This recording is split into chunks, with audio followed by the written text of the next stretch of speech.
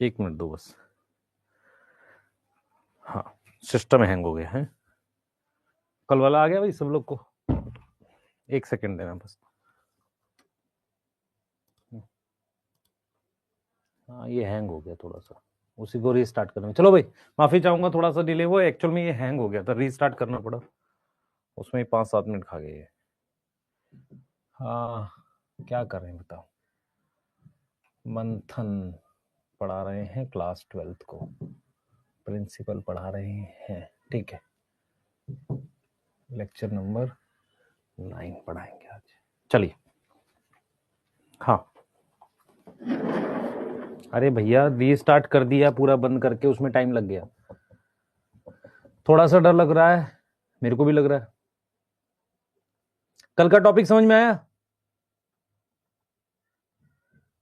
हाँ भाई, मैंने क्या किया है सुनो ध्यान से, मैं आप लोगों के लिए एक बढ़िया खबर लाया हूं। हाँ,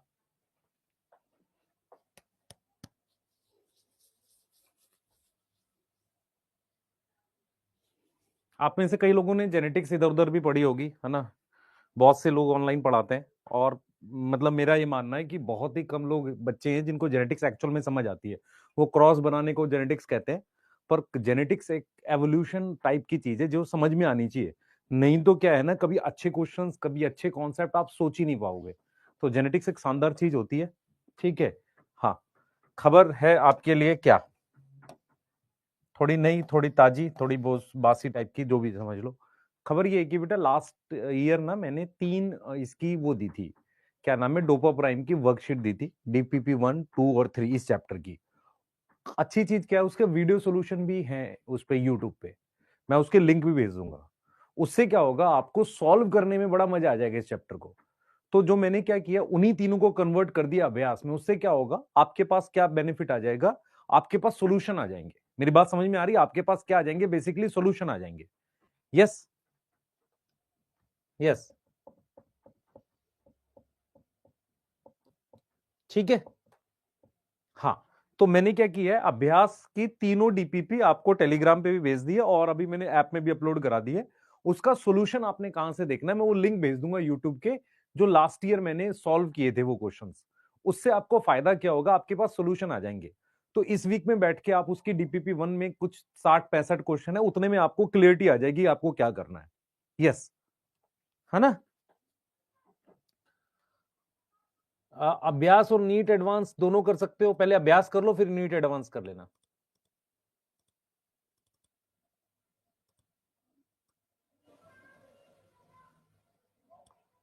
अब आवाज ठीक है थोड़ी सी? F1 में मोर देन वन प्रोजेनी, अगर बेटा प्योर पेरेंट है तो मोर देन वन प्रोजेनी की टाइप नहीं बन सकती। ठीक है अंकुश, चलें स्टार्ट करें? स्टार्ट करें, जल्दी से बताओ।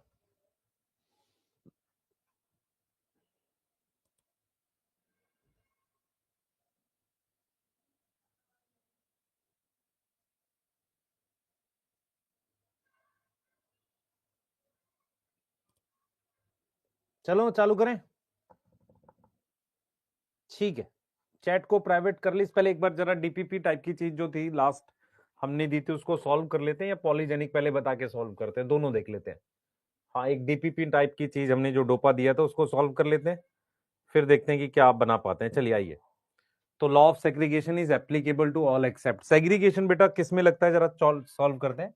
सेग्रीगेशन डिप्लॉयड में लग जाएगा। हाँ, डिप्लॉयड में क्या होगा, कैपिटल ए स्मॉल ए हो गया। या डिप्लॉयड किसको कह सकते हैं, capital A small A capital B small B. Mono hybrid में लग जाएगा, डाई हाइब्रिड में लग जाएगा, हैप्लॉयड में कैसे लगेगा? हैप्लॉयड पहले से एन है, इसको सेग्रीगेट कैसे करोगे? हाँ भाई, इसको सेग्रीगेट कैसे करोगे मुझे बताओ। नहीं कर सकते, नहीं कर सकते। जो पहले से अकेला है ना, उसको और अकेला क्या करोगे? वाह, क्या तो शायरी बन गई, है ना। है, सही है। हाँ, ट्रक के पीछे लिखी हुई शायरी हम सुनाएंगे कल से। Which pure for any trait, gamete zygote hybrid all, which is pure for any trait. हाँ भाई, प्योर क्या होता है बेटा, ध्यान सुनेंगे। जाइगोट और हाइब्रिड ये प्योर नहीं होते। प्योर का मतलब होमोजाइगस टाइप की चीज, जिसमें एक ही चीज हो। गैमेट हमेशा प्योर होता है, gamete is always pure. Pure का क्या मतलब हुआ, गैमेट में एक ही टाइप की जीन होगी ना। अब कुछ बच्चे कहेंगे सर ये भी तो गैमेट होगा, हाँ, पर किसी कैरेक्टर के लिए सिर्फ एक प्रेजेंट है, किसी कैरेक्टर के लिए सिर्फ एक प्रेजेंट है, तो इसको प्योर बोलते हैं, ठीक है। Resemble to any one of the parent, any one, तो वो डोमिनेंस है, वो क्या है, डोमिनेंस है। F2 tall is more than dwarf due to, F2 में टॉल ज्यादा है डॉर्फ से due to law of dominance, dominance की वजह से। अगर मेरे पास टी, ध्यान सुनेंगे, अगर मेरे पास T small T capital R small R, ये गैमेट बनाता है, ये गैमेट बनाता है, 50% पॉलन में आपके पास कैपिटल टी है। इस बात का क्या मतलब है, ये क्यों हुआ, this is due to law of segregation. ऐसा क्यों हुआ है, due to law of segregation की वजह से हुआ है। ऐसा क्यों हुआ है, due to law of segregation. क्या मेरी बात समझ में आ रही है? ऐसा क्यों हुआ है, due to law of segregation. क्या मेरी बात समझ में आ रही है?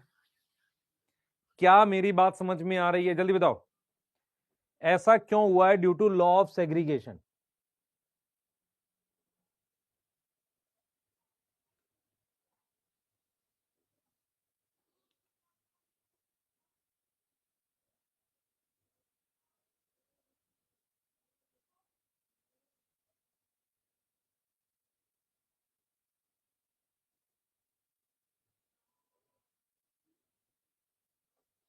बोलो बेटा, मेरी बात समझो ध्यान से।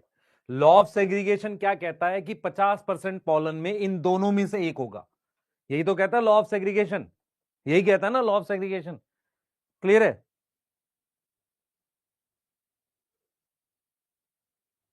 लॉ ऑफ सेग्रीगेशन क्या बोलता है? डन हो गया, आ जाओ आगे आ जाओ। Not show segregation, T R capital T small T capital R small, कौन सेग्रीगेशन शो नहीं करेगा? ये डिप्लॉयड है, हाँ सर, ये डिप्लॉयड है, हाँ, ये डिप्लॉयड है, हाँ, ये हैप्लॉयड है, तो हैप्लॉयड सेग्रीगेशन शो नहीं करता, हैप्लॉयड सेग्रीगेशन शो नहीं करता। डन, हैप्लॉयड सेग्रीगेशन नहीं शो करता। अच्छा, होमोजाइगस सेग्रीगेशन शो करता, हाँ, क्योंकि गैमेट बनाते वक्त अलग करना है। मोनोहाइब्रिड शो करता है, हाँ कर सकता है, ये भी मोनोहाइब्रिड ही था। हेट्रोजाइगस शो कर सकता है, हाँ, गैमेट सेग्रीगेशन शो नहीं करता। ठीक है, तो ये लॉ ऑफ सेग्रीगेशन पे अच्छे क्वेश्चन है। पिंक फ्लावर के नंबर कितने दे रखे हैं भैया? 200 दे रखे हैं F2 जनरेशन में। इन अ क्रॉस बिटवीन रेड और व्हाइट, रेड और व्हाइट के क्रॉस में मेरे पास F1 आया था जो भी, और F2 में मेरे पास कितने दे रखे हैं? 200 दे रखे हैं। कितने दे रखे हैं? 200 दे रखे हैं। ठीक है, तो आपको समझना पड़ेगा पिंक फ्लावर के जो नंबर है, पिंक फ्लावर के जो नंबर हैं वो हमारे पास कितने दे रखे हैं? 200 दे रखे हैं। किसमें दे रखे हैं? F2 जनरेशन में। Cross between red and white हमारे पास है, number of white in F2 generation, number और of white in F2 generation. F2 में कितने हमारे पास व्हाइट होंगे, आप समझो ध्यान से। F2 में हमारे पास कितने व्हाइट होंगे बताओ। तो अगर 200 यहां दे रखे हैं तो F2 में इसके आधे होंगे, 100 होंगे ना। आप देखो जरा रेशियो क्या आएगी, 1:1। अगर 1:1 की रेशियो में, आप सुनो ध्यान से, 1:1 की रेशियो में ये 200 दे रखे हैं, तो ये 100 होंगे, ये 100 होंगे। क्लियर है? In a cross between pink with white flower, pink को व्हाइट फ्लावर से क्रॉस कराया। पिंक क्या है? कैपिटल आर स्मॉल आर, इसको क्रॉस कराया व्हाइट से, स्मॉल आर से, टेस्ट क्रॉस है। तो 50% क्या आएंगे? ये आएंगे, और 50% ये आएंगे। तो 50% व्हाइट आ रहा है, 50% पिंक आ रहा है। सही है? यस, 50% पिंक आ रहा है, 50% व्हाइट आ रहा है। ऑल व्हाइट नहीं आएगा, ऑल पिंक नहीं आएगा। क्लियर है? तो ये दोनों ठीक है बेटा, 50% पिंक और 50% व्हाइट, ये दोनों ठीक है। Yes, AB blood group child not have, AB blood group child जिसका ब्लड ग्रुप AB है ना, कौन सा ब्लड ग्रुप मदर का नहीं हो सकता? O नहीं हो सकता, क्योंकि O में स्मॉल आई होता है। ब्लड ग्रुप कंट्रोल बाई, कितनी एलील कंट्रोल करती है भाई ब्लड ग्रुप को? 3 एलील कंट्रोल करती है। हाँ भाई, ब्लड ग्रुप कंट्रोल बाई, एक मिनट रुकेंगे, blood group control by dash number of allele in, हाँ भाई 11 का क्या आंसर होगा? क्वेश्चन नंबर 11 का आंसर बताओ, क्वेश्चन नंबर 11 का आंसर बताओ। ब्लड ग्रुप कंट्रोल बाय ए होगा, बी होगा? इंडिविजुअल लिखा है, ब्लड ग्रुप की किसी भी इंडिविजुअल में 2 एलील होती हैं। Blood group control by dash allele in population, अगर पॉपुलेशन की बात कर रहा है तो टोटल पॉपुलेशन में ब्लड ग्रुप की 3 एलील है। ये 11 और 12 क्वेश्चन आपके उस डाउट को क्लियर कर देगा, what is difference between multiple allele. और जो मल्टीपल एलील एक्चुअल में होता क्या है। मल्टीपल एलील हमेशा किस में देखा जाता है? पॉपुलेशन में। अगर मैं आपसे कहूं plant height is control by dash number of allele in a plant, 2 allele, in a population 2 allele, तो अगर इंडिविजुअल में भी 2 हो, पॉपुलेशन में भी 2 हो मैक्सिमम, तो दैट इज नॉर्मल, जो मेंडेलियन केस है। लेकिन मल्टीपल एलील के केस में आप पॉपुलेशन में देखेंगे तो 3 हो गई, इंडिविजुअल में 2 होंगी। ये बढ़िया एकदम शानदार प्यारा क्वेश्चन है ये दोनों क्वेश्चन बहुत प्यारे हैं। क्वेश्चन नंबर 8, क्वेश्चन नंबर 8 बेटा, आपको नहीं ट्रस्ट हो आप कुछ मत करना, ये सेम क्वेश्चन ऐसे के ऐसे पेज पे लिखो और अपने किसी मित्र से जो ऑफलाइन में पढ़ता है उसको करवाओ, आपको समझ में आ जाएगा। वो या तो कहेगा सब मजा आ गया क्वेश्चन करके, क्लियर है, वो बोलेगा इस बात को आपको, यस, क्योंकि ये बुक के क्वेश्चंस नहीं है, ये मेरे बनाए हुए हैं। ठीक है, आ जाओ। हमने क्वेश्चन नंबर 8 में क्या दिक्कत आ रही है भाई? 8 में 200 फ्लावर दे रखे F2 में, ये देख F2 लिखा हुआ है, तो रेड और व्हाइट को कराएगा, पिंक आएगा F1 में, इसकी सेल्फिंग करेगा तो F2 आएगा ना। तो F2 में 200 पिंक दे रखे हैं, तो 100 कितने होंगे? व्हाइट और 100 रेड होंगे। Yes yes. क्वेश्चन 8 में रेशियो 1:1 आती है, तो 2 दे रखे हैं ना बेटा, 200 पिंक बता तो रखे हैं, पिंक 200 हैं। और कौन सा गलत हो गया किसी का? क्वेश्चन नंबर मेरे 2 गलत हुए, 6 और 11, ठीक है, 11 गलत होना चाहिए आप में से बहुतों का। ठीक है, कोई नहीं, आगे चलो। एक बार जरा मैं ये पॉलीजेनिक बता दूं, फिर इसके बाद ये वाला डॉपर सॉल्व करेंगे। ठीक है, आ जाओ। अपने को एक बार पॉलीजेनिक का बचा हुआ टॉपिक बता दें, फिर आगे चल रहे हैं। सबसे पहले बात करते हैं पॉलीजेनिक के उदाहरण पे। हमने कल क्या पढ़ा था, अगर किसी को याद हो, अगर वहीं से शुरू करते हैं कल वाले से। मेरी तरफ पूरा फोकस करो, चैट प्राइवेट कर रहे हैं। क्यों गलत भी होना चाहिए बेटा? थोड़ा बहुत गलत भी होना चाहिए, ऐसा थोड़े सारा ठीक हो। इंडिविजुअल का मतलब ह्यूमन। अच्छा, पीजीआर का माइलस्टोन कल का क्लास समझ आएगा, आज का आ जाएगा। आज नया टॉपिक चालू होगा बेटा, पॉलीजेनिक के बाद वहां से आ जाएगा। अब पॉलीजेनिक इनहेरिटेंस क्या बताया था, मैं आपको एक बार रिपीट करूंगा। पहले तो नाम को छोड़ते हैं, पहले समझते हैं क्या बताया गया। अगर आप एनसीईआरटी पढ़ेंगे तो एनसीईआरटी में उसने क्या बोला? एनसीईआरटी ने बोला है कि अगर आप मेंडल के अकॉर्डिंग जाते हैं, तो मेंडल ने जिस तरह के कैरेक्टर्स लिए थे उसमें 2 ही ट्रेट पॉसिबल थी, या तो टॉल था या ड्वार्फ था। अगर हम मेंडल के अकॉर्डिंग जाते हैं तो उसमें 2 ही तरह की ट्रेट पॉसिबल थी, या तो टॉल था या ड्वार्फ था। क्या मेरी बात समझ पा रहे हो? क्या मेरी बात समझ पा रहे हो? अगर हम मेंडल के अकॉर्डिंग जाते हैं तो हमारे पास 2 ही तरह की ट्रेट पॉसिबल थी, या तो टॉल था या ड्वार्फ था। इस बात को समझो, या तो कैपिटल टी आ रहा था या स्मॉल टी आ रहा था, यही चीज थी। लेकिन नेचर में हमारे पास सिर्फ वही नहीं मिलता। अगर हम बात करते हैं ह्यूमन स्किन कलर की, तो ह्यूमन में ऐसा तो नहीं है कि एक पर्सन बिल्कुल ब्लैक है और एक पर्सन बिल्कुल व्हाइट है, ऐसा तो नहीं देखने को मिलता। ह्यूमन हाइट में भी मुझे ऐसा नहीं लिखता कि एक पर्सन 6 फुट का है, दूसरा 5 फुट का, इसके अलावा कोई हाइट नहीं है। तो नेचर में ऐसे बहुत सारे कैरेक्टर होते हैं जिनको एक इंडिविजुअल में एक से ज्यादा जीन लोकस कंट्रोल करता है। अगर मैं आपसे कहूं प्लांट हाइट को कंट्रोल करने वाला पी प्लांट में एक जीन लोकस था, इसका मतलब 2 एलील हो सकती हैं। लेकिन अगर किसी कैरेक्टर्स को एक से ज्यादा जीन लोकस या 3 से ज्यादा जीन, मतलब 2 से ज्यादा जीन कंट्रोल करें, उसको हम क्या बोलते हैं बेटा? उसको कहते हैं पॉलीजेनिक इनहेरिटेंस बोलते हैं। पॉलीजेनिक इनहेरिटेंस का मतलब यह है कि ये वो कैरेक्टर्स होते हैं जिनमें आपको ग्रेडियंट मिलता है। ग्रेडियंट मतलब रेंज मिलती है, 5 foot, 5 foot 2 inch, 5 foot 4 inch, 5 foot 5 inch, 6 foot 6 foot, ऐसा वाला, इस तरह की रेंज मिलती है। क्योंकि उनकी जो ट्रेट है ना, उसको कंट्रोल करने के लिए कई जीन लोकस हैं, कई जीन लोकस हैं। इतनी बात समझ में आई कि नहीं आई? इतनी बात समझ में आई कि नहीं आई? बेटा आज लिविंग वर्ल्ड आएगा 8 बजे। बच्चे, जिन बच्चों ने सेक्सुअल रिप्रोडक्शन फ्लावरिंग प्लांट कभी भी नहीं पढ़ा हुआ, वो लाइव पढ़ सकते हैं। हमने 2 लेक्चर पढ़ा दिए उसके, एक लेक्चर में कल पढ़ाऊंगा। मंडे से वो जो इवनिंग वाली सीरीज है ना, जो आपको करा रहे हैं 12th, उसमें भी आपकी मेंडेलियन चालू होगी। तो जिसको ऐसा लगता है कि हमने 7-8 लेक्चर पढ़ा, मैं एक लेक्चर में या 2 लेक्चर में या 3 लेक्चर में पूरा चैप्टर रिवाइज हो जाए बढ़िया से, वो उसको कर भी सकता है, ऐसा कोई दिक्कत की बात नहीं है। उससे आपको बेनिफिट ही होगा। आपके बैच को तो बहुत ज्यादा बेनिफिट होगा मेंडेलियन वाला जब आप करोगे, वहां से तो एक्स्ट्रा ऑर्डिनरी बेनिफिट होने वाला है। यस, ठीक है, यस। अब मैंने आपको जो लिखा हुआ है वो चीज रिपीट करी है, मैं फिर रिपीट करता हूं।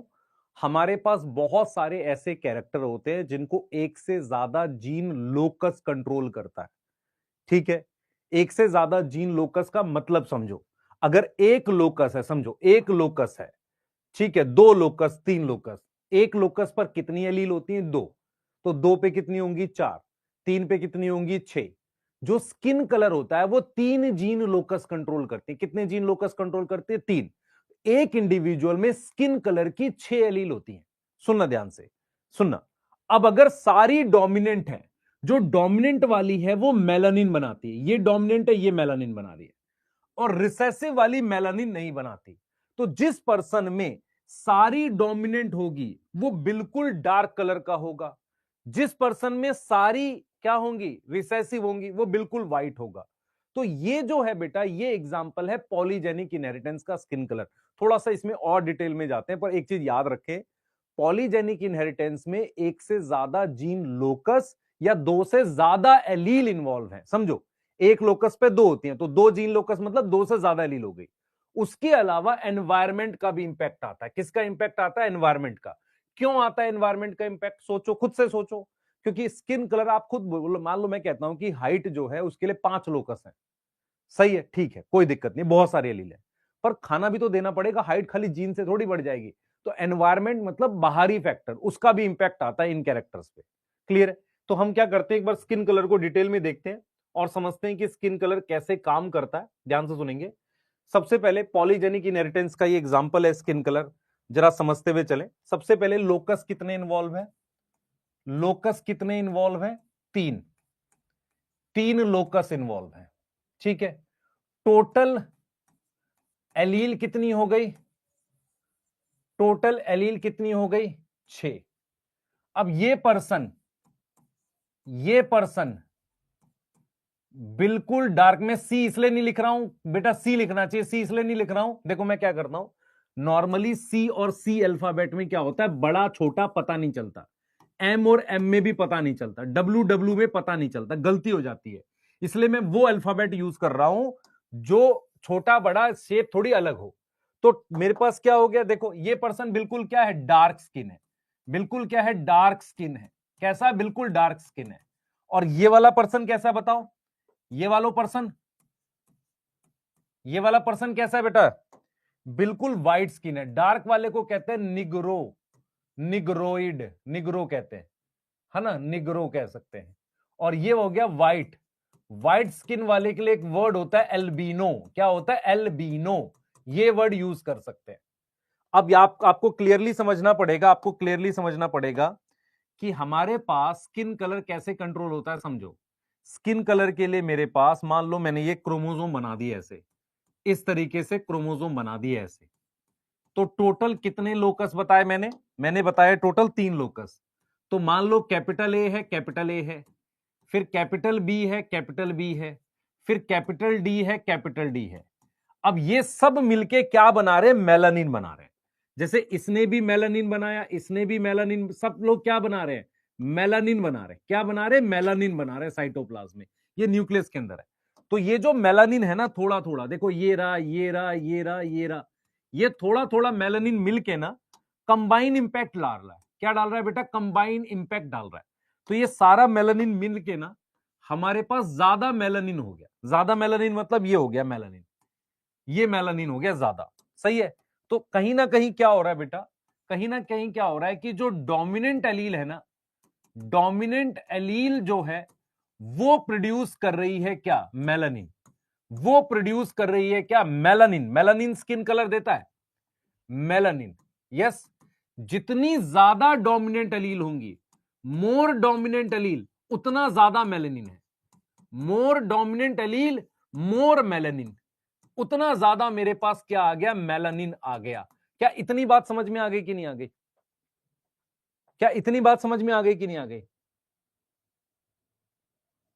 बेटा ये ऑफेंसिव वर्ड से नहीं, हम लोग, आपको शायद नहीं पता है, ह्यूमन के अंदर रेस होती है। रेस मतलब जाति होती है एक प्रकार की, वो वाली कलर वगैरह को लेके। हम जो आते हैं, हम एक मिक्स रेस टाइप से है। एक निग्रोइड होते हैं जो अफ्रीका वाला एरिया है, एक कैसोरकॉइड होते हैं सफेद, एक मोंगलॉइड होते हैं जिनका ये चीज गोल होता है। ये एक सब्जेक्ट है एंथ्रोपोलॉजी वहां। तो कोई ऐसा नहीं कि ये उस तरह का शब्द है जो किसी को गलत बोलने के लिए, बिल्कुल नहीं है। सही है, मेरी बात समझो ध्यान से। वो एक रेस है बेटा, एक रिस्पेक्टफुल तरीके से बोली हुई रेस है। ये कोई शब्द नहीं है, रेस है। रेस समझ में आता है, एक तरह की ह्यूमन के अंदर रेस है ना, वो उस तरह की रेस है। समझो इस बात को। यस, मैंने सीसी लिख दिया है, डीडी है बेटा यहां। अच्छा, यहां पे डीडी कर देते हैं। आप समझो ये हो गया। तो जितनी ज्यादा डोमिनेंट एलील होगी उतना ज्यादा मेलेनिन होगा। अब जरा देखो, मैं यहां पर लिखने जा रहा हूं जीनोटाइप। मैं यहां पर लिखने जा रहा हूं जीनोटाइप, ठीक है। मैं यहां पर जीनोटाइप लिखने जा रहा हूं। मेरे को बताना, एक जीनोटाइप ये है, एक जीनोटाइप ये है, एक जीनोटाइप ये है, एक जीनोटाइप ये है,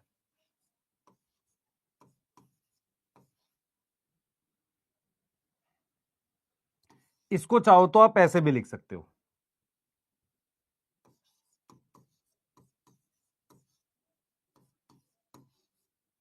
एक जीनोटाइप ये है, एक जीनोटाइप ये है,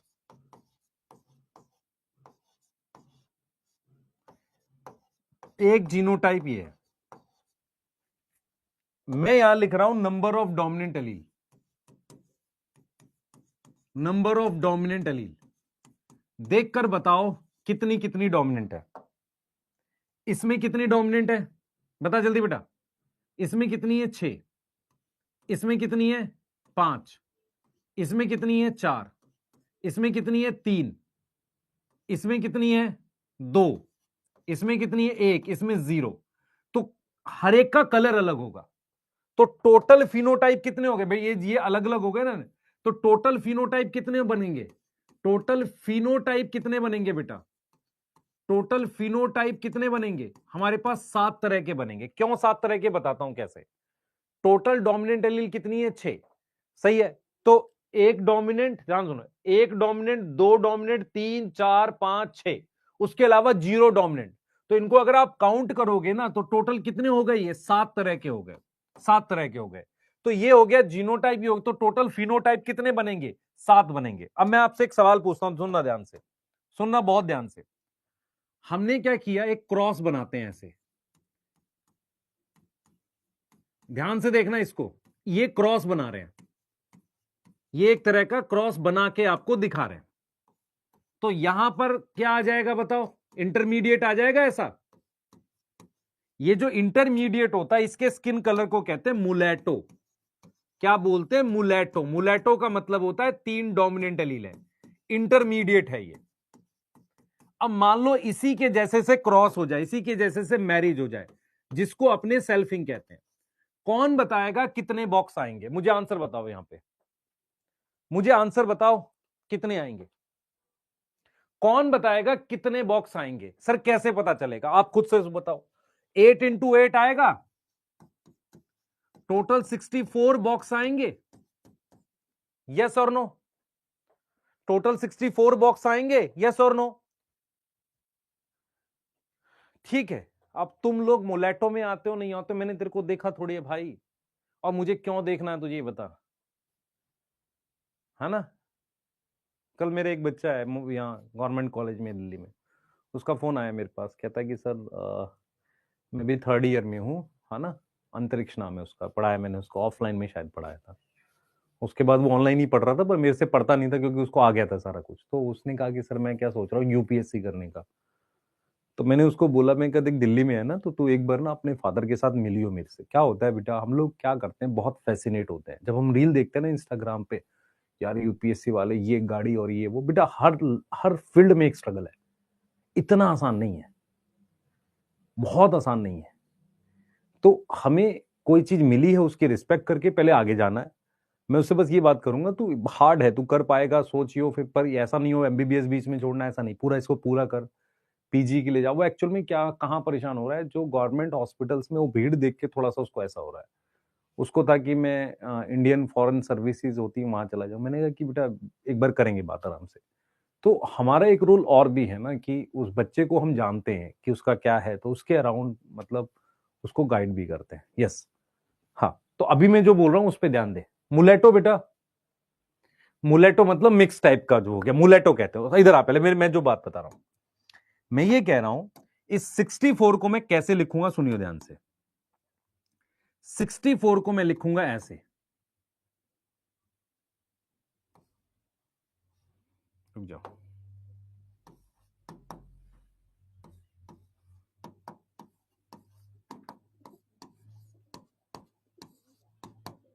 ऐसे। टोटल बताओ कितने हैं? ये रेशियो लिख दी, इसका टोटल सम आ रहा है क्या? हाँ भाई, सम इसका 64 आ रहा है, इन सबका सम 64 आ रहा है। अब ये वाला कौन होगा इंडिविजुअल जिसके पास ये वाला होगा? आपको मेरी बात समझ में आ रही है नहीं आ रही? ये वाला कौन होगा?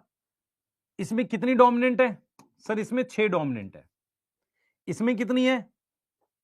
इसमें कितनी है सर? 0 डोमिनेंट है। तो ये दोनों तो ये लिख दिए। अच्छा, फिर ये वाला कौन सा होगा सर? इसमें 5 डोमिनेंट होंगी। यस। इसमें कितनी होंगी सर? 4 डोमिनेंट होंगी। ये मुलेटो वाला ये वाला होगा, इसमें 3 डोमिनेंट होंगी। तो 3 डोमिनेंट वाले टोटल कितने आएंगे? 20 आएंगे इसमें से। मैं आपको समझाता हूं कैसे। फिर कितनी डोमिनेंट हो गई? 2। फिर यहां कितना आ गया? 1 डोमिनेंट। फिर आ गया हमारे पास 0 डोमिनेंट। ये वो रेशियो बनेगी, ये वो रेशियो बनेगी। अब मैं आपको साबित करके दिखाता हूं। जैसे मान लो 5 डोमिनेंट वाले 6 कैसे आएंगे, मैं आपको दिखाता हूं। मुझे कितनी डोमिनेंट चाहिए? 5। मेरी बात सुनना ध्यान से। 1 एक तो ये होगा, सॉरी 6 चाहिए 5 डोमिनेंट वाले। एक मेरे पास ये वाला होगा जिसमें 5 डोमिनेंट है। एक मेरे पास ये वाला होगा। किसी को समझ में आ रहा नहीं आ रहा? किसी को समझ में आ रहा नहीं आ रहा? तो ये 2 होंगे 64 में से, ये 2 होंगे, ये 2 होंगे, टोटल ये 6 हो जाएंगे। तो 6 ऐसे होंगे जिसमें 5 डोमिनेट। काउंट करो, 1 2 3 4 5, 1 2 3 4 5, 1 2 3 4 5। इन सब में 5 डोमिनेंट है। तो 5 डोमिनेंट वाले 64 में कितने हैं? 6 है। मेरी बात समझ में आ रही है? मेरी बात समझ में आ रही है? अब सर ये वाले ये कैसे निकालते हैं इसको? मैंने आपको ऑलरेडी करा रखा है। कैसे करा रखा है याद करो। किसका क्रॉस है सेल्फिंग वाले में? इसका। इसका क्रॉस है इसी के साथ। और मैं आपसे पूछ रहा हूं इतने कितने आएंगे? ये वाले कितने आएंगे इसमें? मुझे बताओ। तो इसके और इसके क्रॉस में कितने आते? ये वाले कितने आते सर? 2/4 आते। इसके और इसके क्रॉस में कितने आते? 1/4 आते। इसके और इसके क्रॉस में कितने आते? 1/4 आते। तो टोटल 1/2/64 हो गया कि नहीं हो गया? इसका मतलब ऐसे इंडिविजुअल इसके और इसके क्रॉस में 64 में से 2 आएंगे। फिर यहां वाले रिसेसिव वाले 2 आएंगे। फिर यहां रिसेसिव होगा वो वाले 2 आएंगे। तो टोटल कितने हो गए? 6 हो गए। तो आपको क्या करना है बेटा? आपको ये रेशियो याद करनी है। इस रेशियो में आपको दिखेगा कि सबसे ज्यादा इंडिविजुअल कौन है जो इंटरमीडिएट है, अगर इसकी इसके साथ मैरिज होती है। दूसरी इंपॉर्टेंट ऑब्जर्वेशन आपको समझनी है। एक और इंपॉर्टेंट ऑब्जर्वेशन है, मुझे बताओ, मुझे सोच के बताना। एक और इंपॉर्टेंट ऑब्जर्वेशन है, मुझे बताना सोच के।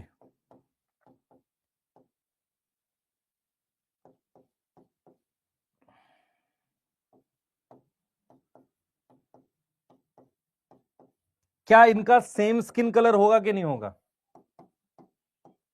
बताओ। क्यों होगा स्किन कलर सेम? क्योंकि हमें यह नहीं फर्क पड़ता कहां डोमिनेंट है। जैसे यहां एक डोमिनेंट है, यहां नहीं है।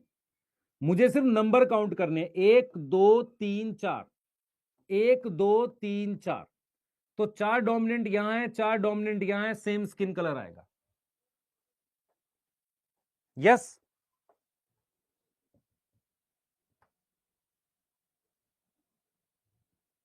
8 मल्टीप्लाई बाई 8 कैसे हुआ? अरे नलायक, इसकी सेल्फिंग कर रहे हैं कैपिटल, इसके कितने गैमेट बनेंगे? इसके कितने गैमेट बनेंगे सर? 8। और उसी को मल्टीप्लाई करें तो उसके कितने बनेंगे? 8। गैमेट को मल्टीप्लाई करके बॉक्स बनाते थे ना।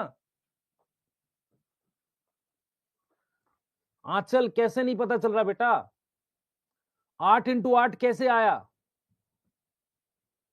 इसके कितने गैमेट बनेंगे बता बच्चे, इसके कितने गैमेट बनेंगे? सर 8 बनेंगे।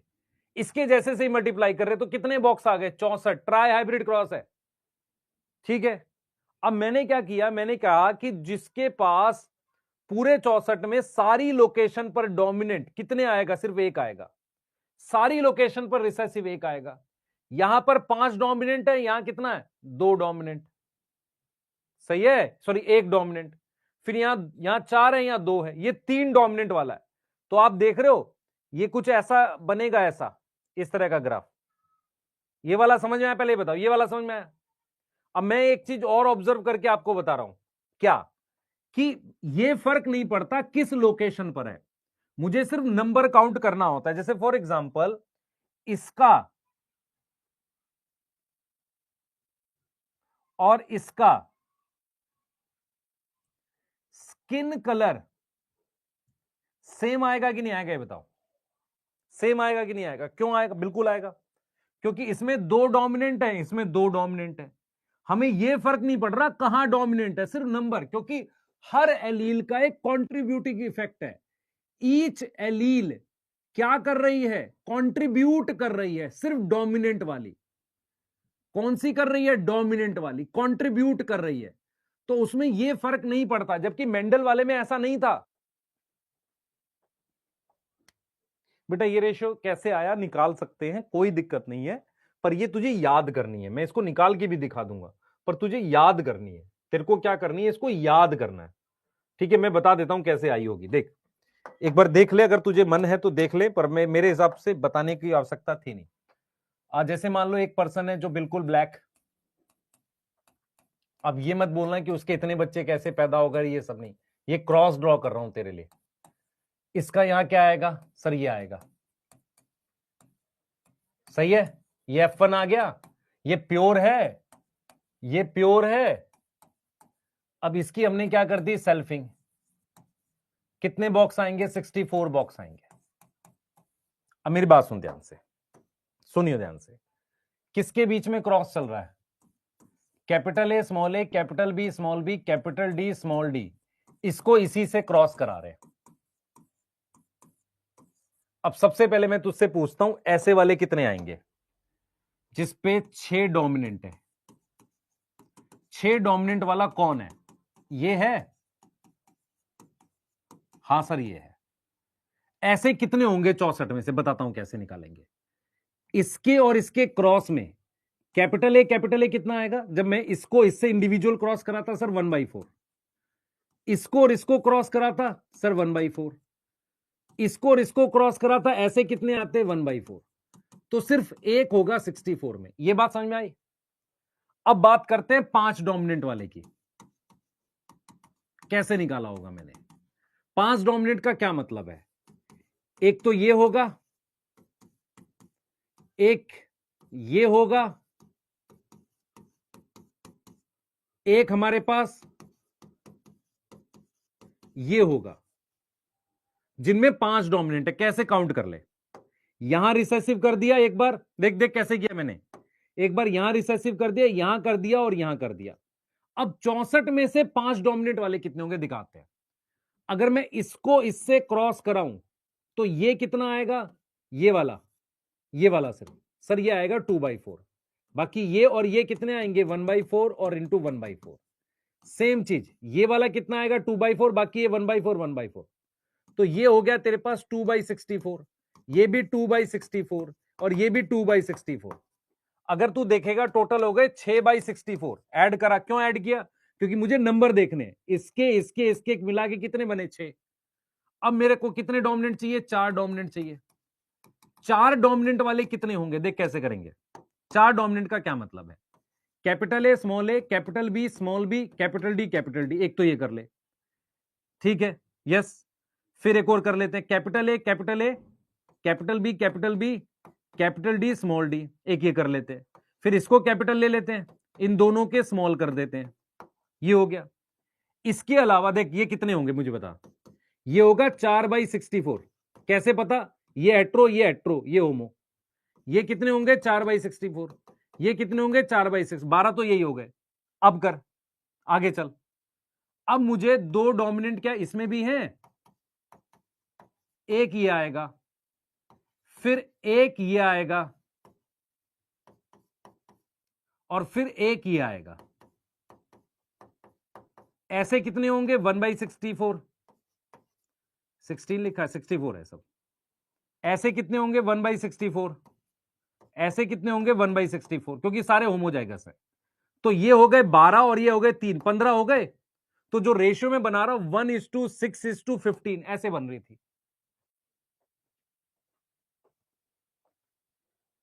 क्या हमें एक याद करना है, नहीं करना? ये फिनो, बेटा मेरी बात सुन, ये जो रेशियो आ रही है, मेरी बात सुन ध्यान से, मेरी बात सुन, क्या ये जीनोटाइप और ये जीनोटाइप अलग है, पर इनका फिनोटाइप सेम है ना सबका? इन सब में क्या कॉमन है, इन सब में क्या कॉमन है सोच के बता। ये फिनोटिपिक रेशियो बनाई है मैंने, सुन ध्यान से, ये जो रेशियो बनाई है बेटा, ये कलर है ना, स्किन कलर है, तो ये फिनोटिपिक रेशियो है। तो फिनोटिपिक रेशियो 1, 6, 15, 20, 15, 6, 1 बनाई है, पहले बढ़ रहा है फिर घट रहा है, ऐसे। क्लियर है? और ये कैसे निकालिए, निकालने का तरीका मैंने सिखाया यहां पे, कि मान लो मुझे निकालने 6 डोमिनेंट, तो इन दोनों के क्रॉस में सिर्फ एक ऐसा होगा। 5 डोमिनेंट क्या पॉसिबिलिटी है, यहां हेट्रो कर दो, फिर यहां हेट्रो कर दो, यहां हेट्रो कर दो, दो ये आएंगे, दो ये आएंगे, दो ये आएंगे, किसमें 64 में से। फिर 4 डोमिनेंट, दो पर हेट्रो कर दो, फिर दो पर हेट्रो कर दो, ये दो कर दिए, फिर ये और ये हेट्रो कर दिए। अब क्या करो, दो पर यहां होमो कर दो, यहां होमो कर दो, यहां होमो कर दो, तो ये आ जाएंगे 1, 2, 3, 4, 4, 8, 4, 12 और 3, 15 बन गए टोटल। ये 15 जो है इनका स्किन कलर सेम आएगा। स्किन कलर सेम आना फिनोटाइप होता है। ठीक है? क्या हमें ये करना है, नहीं करना? तुझे क्या पॉइंट्स याद करने, ध्यान रख, तुझे सिर्फ ये याद करना है कि पॉलीजेनिक इनहेरिटेंस का एग्जांपल स्किन कलर है, जिसमें हर जीन का कॉन्ट्रीब्यूटिव इफेक्ट होता है। किसका, रिसेसिव का कि डोमिनेंट का? सर डोमिनेंट का होता है, सही है। उसके बाद क्या फिनोटाइप बनेगा, वो रेशियो हमने याद कर ली। कितने फिनोटाइप बनेंगे बता दिया। अच्छा, ये कितने लोकस था, ये कितने लोकस के लिए था, ये कितने लोकस के लिए था बेटा? ये 3 लोकस के लिए था, 6 एलील थी। मान लो अगर आपसे कोई कह दे कि 4 लोकस ले लो, सुन ध्यान से, अगर मान लो आपसे कोई कहे ये 3 लोकस के लिए स्किन कलर था, जिसमें कितनी एलील थी, 6 एलील थी, तो फिनोटाइप कितने आए बताओ? हाँ भाई, फिनोटाइप कितने आए ये बताओ। सर फिनोटाइप आ गए 7, है ना, फिनोटाइप आ गए 7। ठीक है, फिनोटाइप आ गए 7। अगर मेरे पास 4 लोकस होते किसी और कैरेक्टर के, तो कितनी एलील होती, 8 एलील होती। एक उसका भी फिनोटाइप है 0 डोमिनेंट का, तो फिनोटाइप 9 आते। क्या इतनी बात समझ में आ रही है?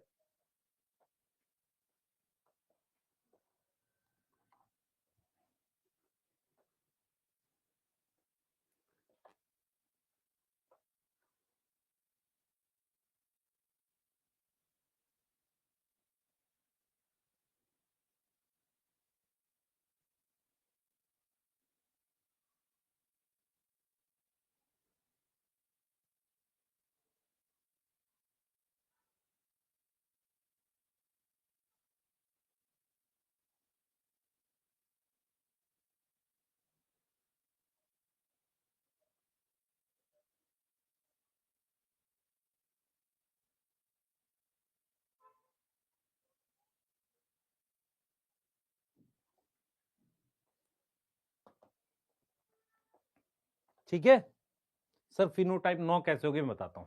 मुझे बता, लोकस कितने हैं, 1, 2, 3 लोकस हैं, कितनी एलील हो गई, 6 डोमिनेंट हो सकती है।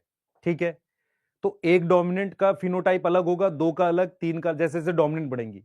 तो 6 फिनोटाइप तो ये हो गए, जिसमें 1 2 3 4 6। जीरो डोमिनेंट वाले का भी तो फिनोटाइप है, जीरो डोमिनेंट वाले का भी तो फिनोटाइप है। यस, जीरो डोमिनेंट वाले का भी तो फिनोटाइप है। जल्दी बोलो। ठीक है, हाँ।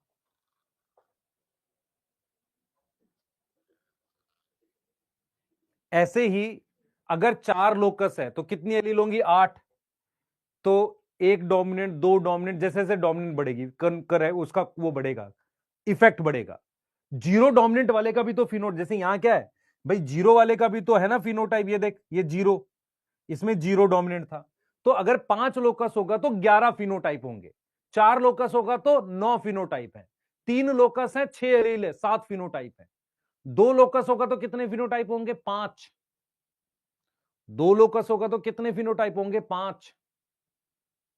यस। और मेंडल में कितने थे 2 लोकस के में? 4, 9 3 3 1, 4 फिनोटाइप थे ना, 9 वाला अलग, 3 वाला अलग, इसमें 5 है।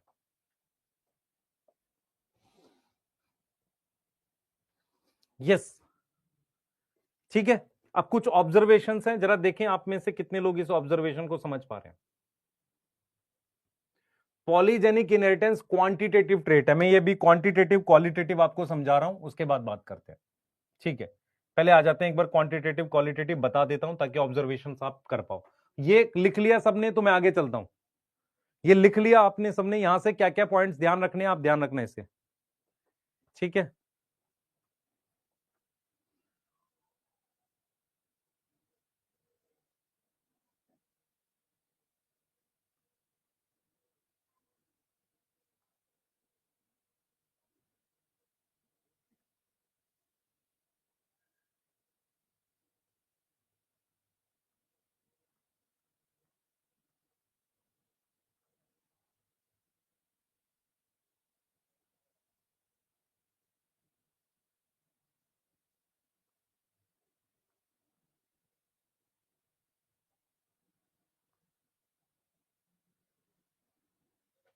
ठीक है, लिख लिया।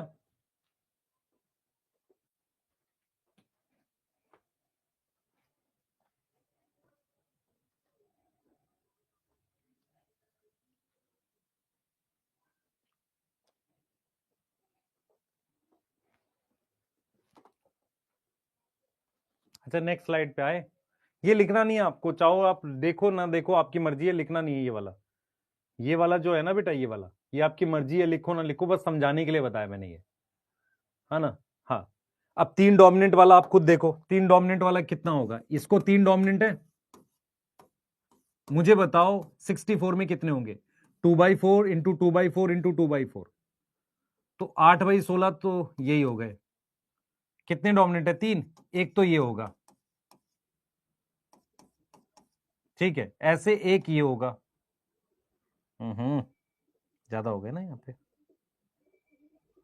हम्म, एक ये होगा, इसमें भी 3 डोमिनेंट है।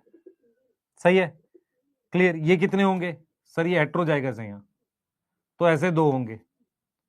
फिर ये वाला ले लो, ऐसे एक और बना लो, ये वाला ले लो। ठीक है,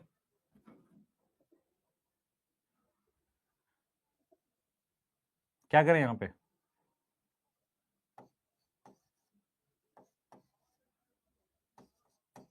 ऐसे कर लो। ठीक है, ये 2 होंगे। फिर और चेंज कर लो इसमें। और क्या कर सकते हैं 3 के लिए? देखो, यहां पे 3 नाइट्रोजाइगस हो गए, ये वाला हो गया, ये वाला हो गया। ठीक है, और भी कॉम्बिनेशन बन जाएंगे, बना देते हैं। देखो,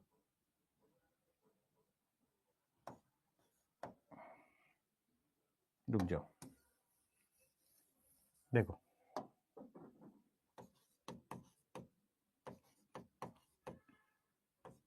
कैपिटल बी, स्मॉल बी, ठीक है, स्मॉल डी, फिर small B capital D small D, 2 ऐसे बना लो। फिर इसमें कितने डोमिनेंट है? 3। ऐसे और बना लो,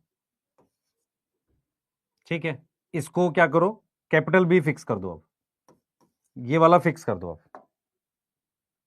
अब ये वाला फिक्स कर दो, ठीक है। तो यहां क्या करो, कैपिटल ए, स्मॉल डी, फिर कैपिटल डी स्मॉल डी, ये तो फिक्स कर दिया, सही है। यहां स्मॉल ए, ये कर लो। अब इसको फिक्स कर दो, कैपिटल डी, इन दोनों को बदल दो। समझ आ रहा है मैं क्या कर रहा हूं एग्जैक्टली? मैं ये नंबर कैलकुलेट करना सिखा रहा हूं आपको, ठीक है। जैसे पूरे 64 में 2 ये हो जाएंगे, 2 ये हो जाएंगे, 2 ये हो जाएंगे, 2 ये हो जाएंगे। अब जरा इनको चेंज करो, इसको फिक्स कर दिया मैंने। तो capital A, small B, small A, capital B, small B, बस बन गया। तो ऐसे 2 होंगे, ऐसे 2 होंगे। 8 ये रहे, 8 और 8 16, 2 4 20। हमने कितने लिखे थे? वो 3 डोमिनेंट वाले 20। ऐसे करके बनाया हुआ ये एक्चुअल में, तो इसकी नीड नहीं है आपको। ये मेरा काम है, आपका नहीं है, ठीक है। एक बार क्वालिटेटिव क्वांटिटेटिव बता रहा हूं। यस, क्वालिटेटिव क्वांटिटेटिव बता रहा हूं आपको, ठीक है। हाँ, ठीक है।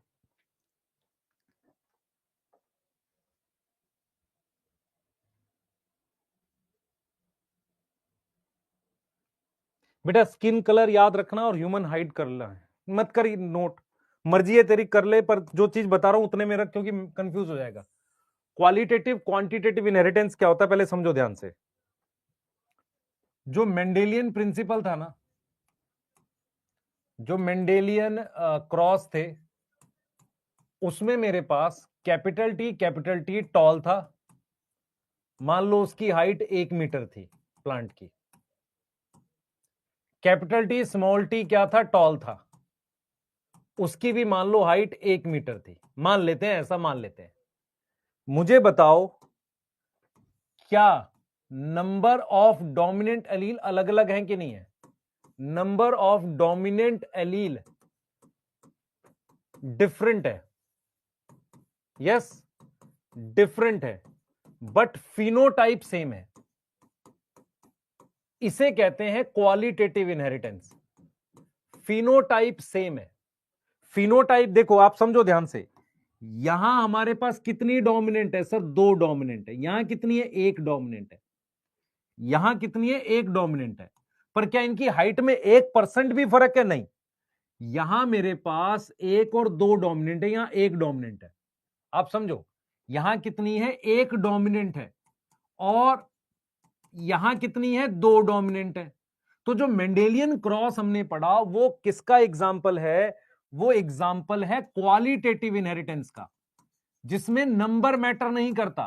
Example of qualitative inheritance. Qualitative inheritance जो हमने अभी पॉलीजेनिक इनहेरिटेंस पढ़ा, पॉलीजेनिक इनहेरिटेंस पढ़ा, उसमें देखो क्या हुआ।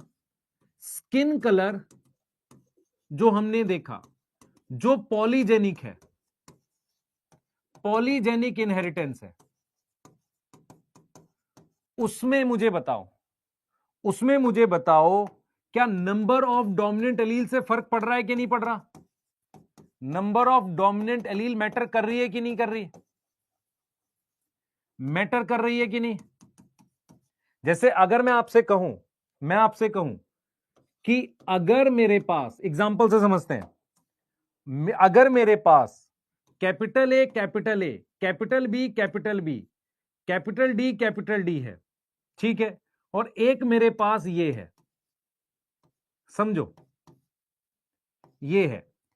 अगर तो ये क्वालिटेटिव इनहेरिटेंस में हो तो इसका सेम फिनोटाइप हो। इफ क्वालिटेटिव हो तो इनका क्या हो? सेम फिनोटाइप हो, अगर ये क्वालिटेटिव हो। लेकिन अगर ये क्वांटिटेटिव है, इफ क्वांटिटेटिव है, तो इसमें ज्यादा डोमिनेंट है ना, मोर डोमिनेंट है ना, उससे क्या होगा? मोर ट्रेट एक्सप्रेस होगी। उससे फिनोटाइप सेम नहीं आएगा। Not have same phenotype. क्या मेरी बात समझ में आई कि नहीं आई? Not have same phenotype. क्या इतनी बात समझ में आ रही है कि नहीं आ रही? क्या इतनी बात समझ में आ रही है कि नहीं आ रही? सोचो। मतलब हम ये कह रहे हैं, अगर आपको याद हो, कुछ बच्चों को शायद याद होगा, अगर आपको याद हो कैपिटल टी कैपिटल आर, ये टॉल राउंड था और ये भी टॉल राउंड था। इसका मतलब क्या हुआ कि यहां पर ये क्वालिटेटिव है। अगर काउंट करोगे, यहां 4 डोमिनेंट हैं और यहां 2 हैं, इनको क्वालिटेटिव कहते हैं। तो मेंडल ने जो क्रॉस कराए थे वो क्वालिटेटिव ट्रेट थे। लेकिन अगर आप पॉलीजेनिक देखोगे, वो क्वांटिटेटिव ट्रेट है। क्वांटिटी मतलब संख्या, उस पर मैटर करती है। इनकंप्लीट डोमिनेंस भी एक तरह का क्वांटिटेटिव है, क्योंकि उसमें क्या हुआ, एक आर था तो पिंक आया, 2 आर थे तो रेड आया ना। तो वो भी एक तरीके से क्वांटिटेटिव का एग्जांपल है। समझ में आया नहीं आया क्वांटिटेटिव क्वालिटेटिव में अंतर? बोलो। क्वालिटेटिव क्वांटिटेटिव में फर्क समझ में आया? अगर आप ध्यान से देखो क्वालिटेटिव में, इसीलिए मैं कह रहा हूं ये भी टॉल है, ये भी टॉल है। सही है, नंबर ऑफ डोमिनेंट एलील का फर्क नहीं पड़ रहा। बेटा कोडोमिनेंस को नहीं बोल सकते कुछ, क्योंकि कोडोमिनेंस में दोनों एक्सप्रेस कर रहे हैं। अगर तू ध्यान से देखेगा ना, तू ध्यान से देखेगा, क्वांट आप एक चीज और बताना मुझे, एक चीज और बताना, एक चीज और बताना। Capital T small R, capital T small T, capital R small R, अगर तो ये क्वांटिटेटिव है तो इनके सेम फिनोटाइप आएंगे, यस और नो। अगर ये क्वांटिटेटिव है तो कितने डोमिनेंट है, 1 2, 1 और 2। लेकिन अगर ये क्वालिटेटिव है तो इस बात का भी मैटर करता है कि कहां डोमिनेंट है। क्या एक ही लोकस पे दोनों डोमिनेंट तो नहीं है? ये टॉल रिंकल्ड है, ये टॉल राउंड है। तो क्वालिटेटिव में क्या होता है बेटा, क्वालिटेटिव में number of dominant allele matter नहीं करती, कौन से लोकस पर है ये मैटर करती है। क्वांटिटेटिव कहता है कि मुझे सिर्फ टोटल काउंट करनी है, कितनी डोमिनेंट एलील है। यस और नो?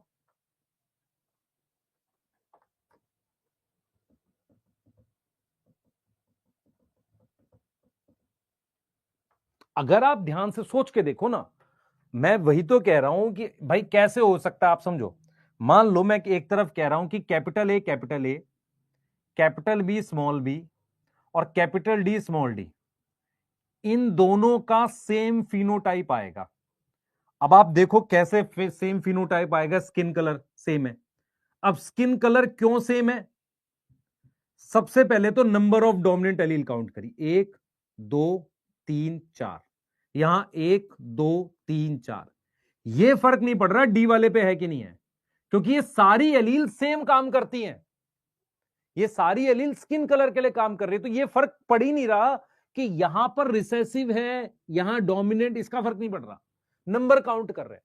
तो क्वांटिटेटिव एलील में हर एलील कंट्रीब्यूशन करती है, इसलिए नंबर काउंट होता है क्वांटिटेटिव में। क्वालिटेटिव में क्या होता है, मैटर करता है कौन सा लोकस है, 2 लोकस है तो क्या इस पे भी डोमिनेंट है, इस पे भी, ये फर्क पड़ता है।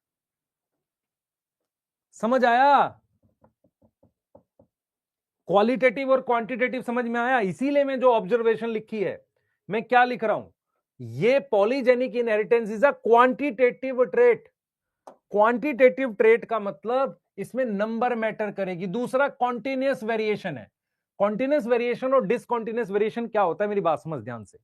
कंटिन्यूअस वेरिएशन होता है एक 5 foot 6 inch, 5 foot 7 inch, 5 foot 8 inch, तो ये कंटिन्यूअस वेरिएशन है, यस, क्योंकि आपको एक रेंज मिलती है, रेंज ऑफ ट्रेट मिलती है, यस।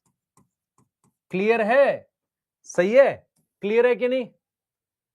क्लियर है? एग्जाम्पल, हमारे पास skin colour, human height, milk production in animal, even human IQ भी। अच्छा सर, पर तुम्हारे पास ठीक आईक्यू है नीट के लिए, कोई दिक्कत की बात नहीं है। रेंज और ग्रेडियंट इन्वॉल्व है, yes. Number of locus, number of locus polygenic में मोर देन, पॉलीजेनिक में more than one, more than one locus. Try hybrid की रेशियो किसकी बता रहा हूं मैं, पॉलीजेनिक की। तो पॉलीजेनिक की ट्राई हाइब्रिड की रेशियो आएगी 1 6 15 20 15 6 1। डाई हाइब्रिड में 1 4 6 4 1। इसका सम करके देखो, इसका सम करके देखो, क्या इसका सम 16 आ रहा है डाई हाइब्रिड का? मैं आपको दिखा देता हूं कैसे। डाई हाइब्रिड का मतलब क्या हुआ कि आपने इसको क्रॉस कराया इससे। आपको पता है ये वन दोनों तरफ कौन कौन से हैं, ये दोनों तरफ ये जो ये वन और ये वन कौन कौन से हैं।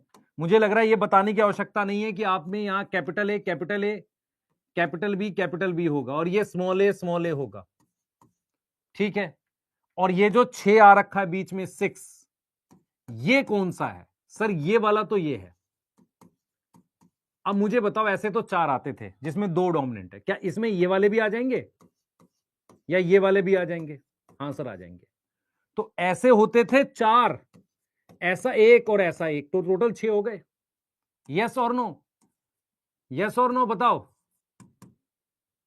तो ये दोनों लोकेशन पर मतलब 2 डोमिनेंट वाले कितने आ गए? 6 आ जाएंगे आपके पास। तो जो रेशियो क्या थी, मेंडेलियन क्रॉस की रेशियो क्या थी? 9331। क्या ये उससे डेविएट नहीं कर गया? इसलिए तो ये भी डेविएशन है मेंडलिज्म का। सोचो,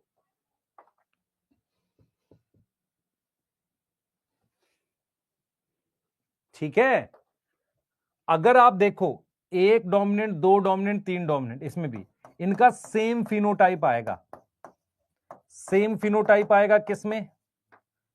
क्वांटिटेटिव इनहेरिटेंस या पॉलीजेनिक लिख लो। कोई दिक्कत आ रही है ये तो बता दो बस। सबको समझ में आया ये 6 कैसे लेके आया मैं? 4 का क्या मतलब है सर? 4 का मतलब है 3, ये 4 डोमिनेंट 3 डोमिनेंट। ये इसको ऐसे भी तो लिख सकते हैं, ऐसे 2 होंगे, ऐसे 2 होंगे, इसलिए यहां 4 लिखा हुआ है। अब समझ में आया?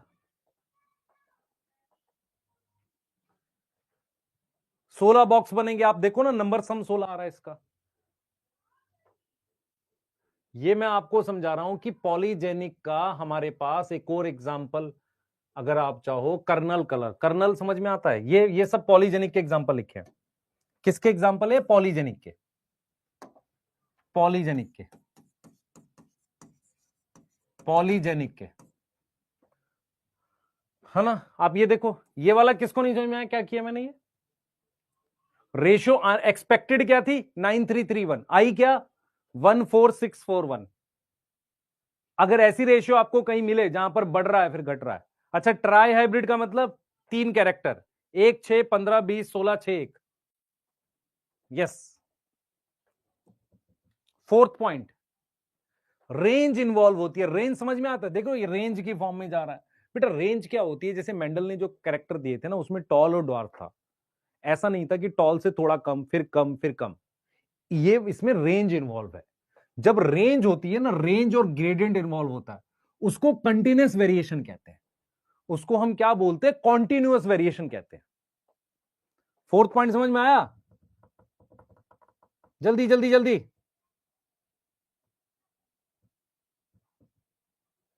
फोर्थ पॉइंट बता दिया बेटा अनुराधा। रेशियो लर्न करना है, समझना है। What is polygenic inheritance? Polygenic inheritance का मतलब एक से ज्यादा जीन लोकस इन्वॉल्व होगा।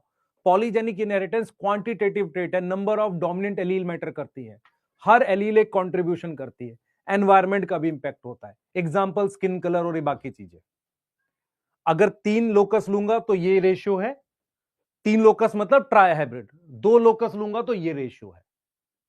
समझ में आ रहा हो? ये कौन सी रेशियोज हैं? अगर नहीं पता आपको, फिनोटिपिक रेशियो है। इतना तो आपको शायद पढ़ते पढ़ते आइडिया लग गया है कि जो भी वेरिएशंस आ रही हैं सब फिनोटिपिक रेशियो में आ रही है। जीनोटाइप में क्या बदलेगा? कुछ नहीं बदलता है।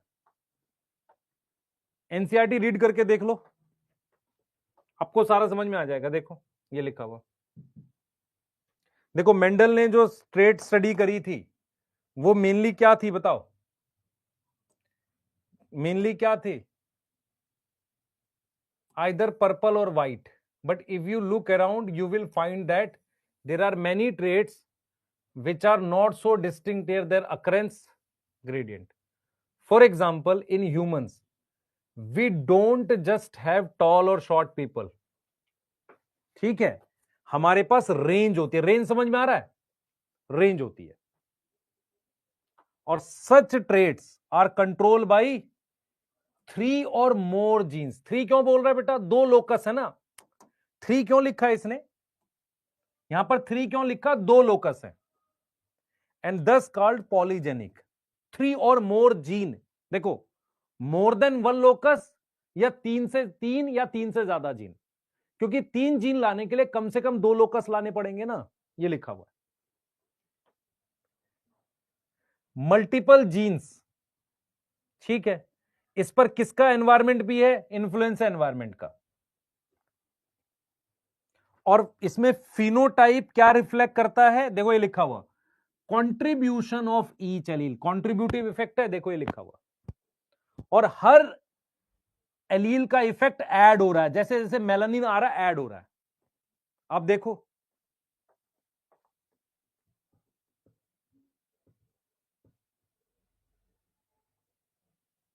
आप खुद देखो, मैं ये कह रहा हूं आपसे कि जैसे मान लो मेरे पास ये क्रोमोसोम है, यहां कैपिटल ए है, यहां स्मॉल ए है, ये वाला है कैपिटल बी है और यहां स्मॉल बी है मान लेते हैं।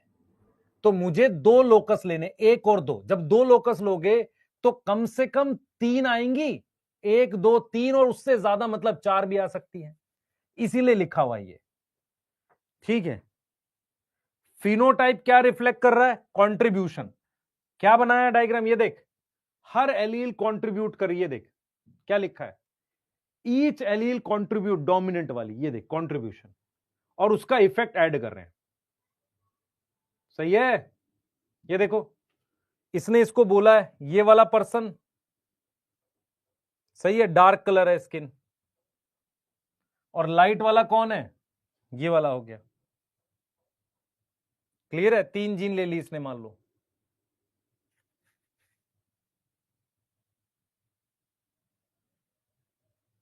यस, ईच एलील का इफेक्ट एडिटिव हो गया। क्लियर है?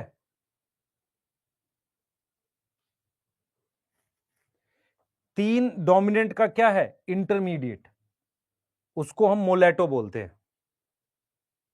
यस, चलें आगे, आगे चलें भाई। ये कर लेना जिन्होंने नहीं किया, मैं कल डिस्कस करूंगा स्किन कलर वाला, या चाहो तो अभी कर लो।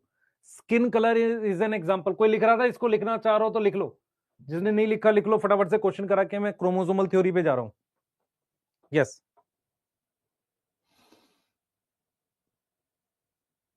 हाँ बेटा आंचल, एक क्रोमोसोम के सिस्टर क्रोमेटिड पे अब क्या होगा इसकी बातें अब स्टार्ट होंगी, क्योंकि हम पहले नहीं कर रहे थे, जरूरत नहीं थी, अब चालू हो जाएंगी उसकी बातें। लिख लो, 1 मिनट आपके पास, फिर आगे करते हैं।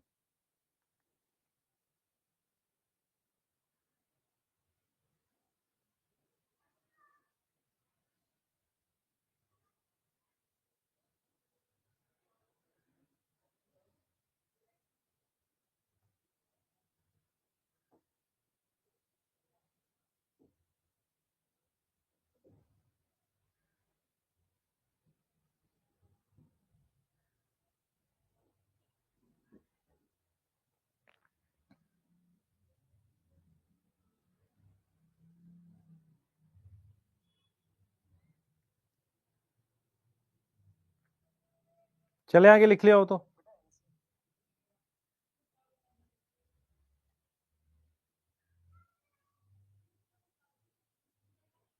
चले, लिख लिया। क्रॉस बनाना है इस स्लाइड वाला, मर्जी है तुम्हारी, तुम्हें रेशो आनी चाहिए। लास्ट स्लाइड इसकी भी पिछले वाली, अच्छा जल्दी कर लो।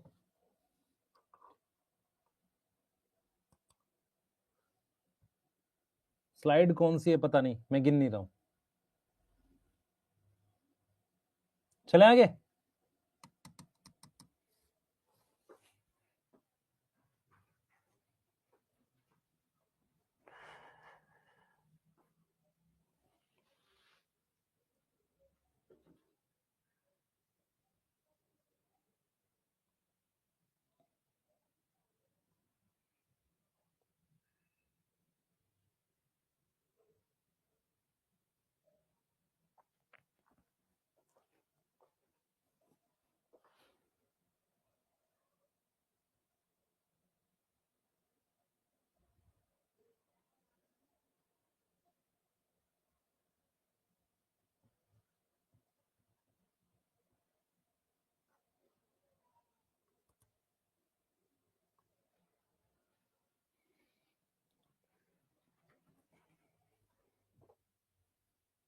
चलो आगे, इससे ज्यादा टाइम नहीं, आ जाओ।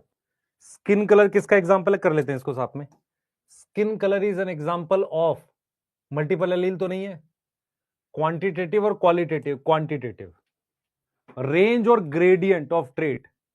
रेंज और ग्रेडियंट किस में दिखता है, पॉलीजेनिक में, मल्टीपल एलील में नहीं, इसमें मेंडेलियन ट्रेट में नहीं। स्किन कलर, इसको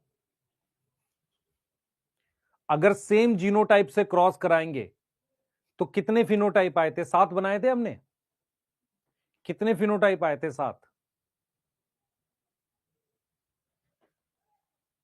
पॉलीजेनिक इनहेरिटेंस में 2 लोकस चाहिए कम से कम। ये कह रहा है किसके साथ सेम स्किन कलर होगा, डोमिनेंट काउंट करो। 1 2 डोमिनेंट है, 2 डोमिनेंट वाला कौन है, कोई दिख रहा है आपको, ये रहा। इसमें 2 है, इसमें कितनी है, 1 2 3 4, इसमें 4, इसमें 1। तो दो डोमिनेंट वाला कौन है, डी।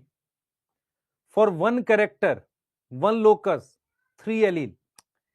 एक कैरेक्टर के लिए 1 लोकस है और पॉपुलेशन में 3 एलील है, उसको हम क्या बोलेंगे, multiple allele.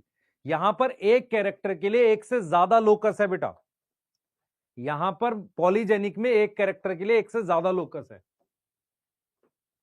Phenotype in skin colour depend on environment, continuous variation है, रेंज में होता है, सही है। इंडिपेंडेंट असॉर्टमेंट विल गिव, हाँ भाई, इसके कितने गैमेट होगा इंडिपेंडेंट असॉर्टमेंट से, कितने गैमेट बनते हैं, 8। 8 ही तो बनेंगे, ठीक है, क्लियर है। अच्छा, मान लो, ध्यान सुनेंगे, मान लो इसके मेरे पास 2 गैमेट बने। ऐसा कैसे पॉसिबल है, मैं आपको समझा देता हूं कैसे पॉसिबल है। ऐसा ऐसे पॉसिबल है कि अगर मेरे पास capital A, capital B, capital D, small A, small B, small D, ये सब एक ही क्रोमोसोम पे हैं, इसको लिंकेज कहते हैं। अगर ऐसा होगा तो 2 गैमेट बनेगी, ये 3 एक साथ चले गए, ये 3 एक साथ चले गए। तो क्या नहीं हुई है, इंडिपेंडेंट असॉर्टमेंट। अगर इंडिपेंडेंट असॉर्टमेंट होती तो ये सारे अलग अलग क्रोमोसोम पे होते और 8 गैमेट बनते। इसके 2 गैमेट क्यों बने, क्योंकि इंडिपेंडेंट असॉर्टमेंट नहीं है। मेंडल क्या डिस्कवर नहीं कर पाए थे, ना ये और ना ये, इनमें से कुछ भी नहीं। एक लोकस कंट्रोल 2 ट्रेट, एक लोकस अगर 2 ट्रेट कंट्रोल करे, प्लियोट्रॉपी, सही है, हाँ। 2 लोकस 1 इंडिविजुअल, अगर 2 लोकस हैं किसी कैरेक्टर के, एक इंडिविजुअल, पॉलीजेनिक है, हाँ। मल्टीपल एलील में एक ही एलील होती है एक गैमेट में, सही है। मल्टीपल एलील में एक गैमेट में 3 एलील नहीं होती, एक ही होगी, ये गलत है, डी। बाकी के 3 ठीक है, चेक करो।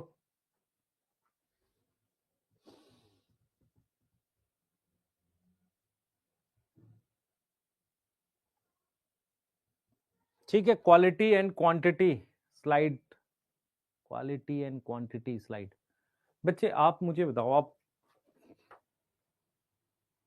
ऐसे थोड़ी होता है कि आप लिखते ही रहो और मैं बैठ के पढ़ाऊं कैसे, फिर एक छोटे से टॉपिक में अगर मैं समय इतना लगाऊंगा तो नहीं हो पाएगा आपके लिए, है ना। एक बार लिख लो, फिर आप देख लो, मैंने बता दिए हैं। पहले वाला प्लियोट्रॉपी कैसे होगा बेटा, एक लोकस अगर एक से ज्यादा ट्रेट कंट्रोल कर रहा है, इसका मतलब एक जीन प्रोडक्ट एक से ज्यादा ट्रेट कंट्रोल कर रहा है, यस, टेस्ट में लिंकेज तक आएगा। इस वीक में थोड़ी आ रहा है, इस वीक में माइनर टेस्ट है क्या मेजर है? इस वीक में माइनर है मेजर है, पहले बताओ। मेजर है माइनर है? आ जाओ।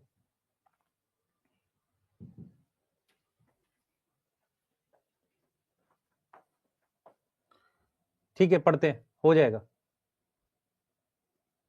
बच्चे 11 सी डी समझ नहीं आया, क्यों नहीं आया?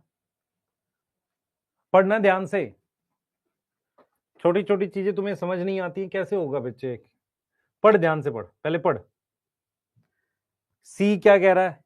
एक गैमेट है। मुझे एक चीज बता, गैमेट के अंदर हैप्लॉइड होता है ना, तो चाहे मल्टीपल एलील होती हो, मल्टीपल एलील पॉपुलेशन में देखी जाती है, एक ही एलील तो होगी। यहां कह रहा है एक गैमेट में 3 एलील है एक कैरेक्टर की, हो ही नहीं सकता ये, इसलिए गलत है। आ जाओ अब फटाफट से नेक्स्ट टॉपिक ले रहे हैं, why Mendel work was not recognised. सबसे पहले आप समझो मेंडल ने कब वर्क पब्लिश किया था। हाँ भाई, मेंडल का जो वर्क पब्लिश हुआ था वो कब पब्लिश हुआ था? वो हुआ था 1865 में, ठीक है, बट नॉट गेट रिकॉग्निशन, उनको पहचान नहीं मिली। कारण? हाँ भाई, कारण, कुछ कारण है, ध्यान से सुनना। 1865 में उनका काम पब्लिश हो गया था और उनको पहचान नहीं मिली। सबसे पहले, सबसे पहला रीजन है work was not widely published. अगर काम लोगों तक पहुंचेगा नहीं तो लोग उसको रिकॉग्नाइज कैसे करेंगे? उस वक्त इंटरनेट नहीं था, उस वक्त न्यूज़पेपर नहीं थे। दूसरा क्या होता था, पहले पहले ध्यान से सुनो, ये कौन से टाइम की बात हो रही है? 19वीं सदी की बात हो रही है। आज से लगभग लगभग बता रहा हूं 200 साल पहले की बात हो रही है, 150 साल तो मिनिमम मान लो। उतने साल पहले क्या होता था कि जब आप काम कैसे पब्लिश करते थे, जितनी भी ये कंट्रीज थी, जैसे आपका ये क्या नाम है, लंदन हो गया, सॉरी यूके हो गया, और ये इस तरह की जो कंट्री थी, फ्रांस वगैरह, इनकी सोसाइटीज हुआ करती थी। सोसाइटीज का मतलब साइंटिस्ट की सोसाइटी हुआ करती थी। इनका काम जिस सोसाइटी में पब्लिश हुआ वो उतनी बड़ी नहीं थी, उतने बड़े साइंटिस्ट नहीं थे। जब तक बड़े साइंटिस्ट नहीं होंगे काम उतना बड़ा पब्लिश नहीं हो पाता। तो इनका काम जो पब्लिश हुआ ना, ऐसी जगह पब्लिश हुआ जिसको रिकॉग्निशन नहीं मिली, तो इसीलिए हम लिख रहे हैं नॉट वाइडली पब्लिश्ड। दूसरा क्या है बेटा, दूसरा क्या है, मेंडल ने क्या यूज किया? Use mathematics to explain biological phenomena. Actual में क्या था बेटा, ये वो टाइम था जब डार्विन का काम पब्लिश हो गया था, बल्कि डार्विन ज्यादा डर रहे थे। आप समझो, डार्विन ने गैलापेगोस आइलैंड पे जो अपनी यात्रा की है, शायद 1822 ने 1826 या ऐसे कुछ करी है, उसके अराउंड वो उन्होंने 15 साल तक वेट किया कि मैं अपना काम पब्लिश करूं कि नहीं, लोगों को नया तो नहीं लगेगा, मैं नई स्पीशीज, लोग वहां बात कर रहे हैं कि भगवान ने इसको पैदा कर दिया ये सब, और हम यहां बात कर रहे हैं नई स्पीशीज कैसे बनी, तो लोगों को नया तो नहीं लगेगा, ऐसा ऐसा सोच रहे थे डार्विन। उन्होंने 15 साल लगा दिए अपना काम पब्लिश करने में।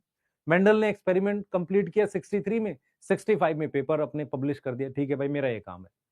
तो अगर आपने मैथ यूज करी है, स्टैट्स यूज करी है, नया काम है, नया मतलब नया तरीका है, लोग एक्सेप्ट नहीं करते, और उसके ऊपर आप कोई पुराने साइंटिस्ट थोड़ी हो, आप तो मात्र टीचर हो। तो Mendel use mathematics to explain biological phenomena, जो नया था, जो क्या था, न्यू था, न्यू एट दैट टाइम, इसीलिए लोगों ने उसको एक्सेप्ट नहीं किया। तीसरी बहुत इंपॉर्टेंट बात जो आपको ध्यान रखनी है, मेंडल ने क्या बोला था? मेंडल ने बोला था, अकॉर्डिंग टू मेंडल, हम यह लिख देते हैं अकॉर्डिंग टू मेंडल, फैक्टर जो होते हैं इज डिस्क्रीट यूनिट होते हैं, और वो नहीं शो करते मिक्सिंग, वो मिक्सिंग शो नहीं करते, ठीक है, वो मिक्सिंग शो नहीं करते। बट अगर आप देखो ध्यान से, बट इन नेचर हमारे पास मैनी एग्जाम्पल है, जैसे स्किन कलर ही है, मैनी एग्जाम्पल है कॉन्टिन्यूस वेरिएशन का। भाई आप ऐसे समझो ना कि मैं अगर कोई बात कह रहा हूं तो सबसे पहले तो बात नई है, नहीं मानेंगे, नई बात है, बिल्कुल नहीं मान रहे, उतनी पब्लिश नहीं हुई, ठीक है। दूसरा क्या है कि Mendel, according to Mendel factor is discrete unit.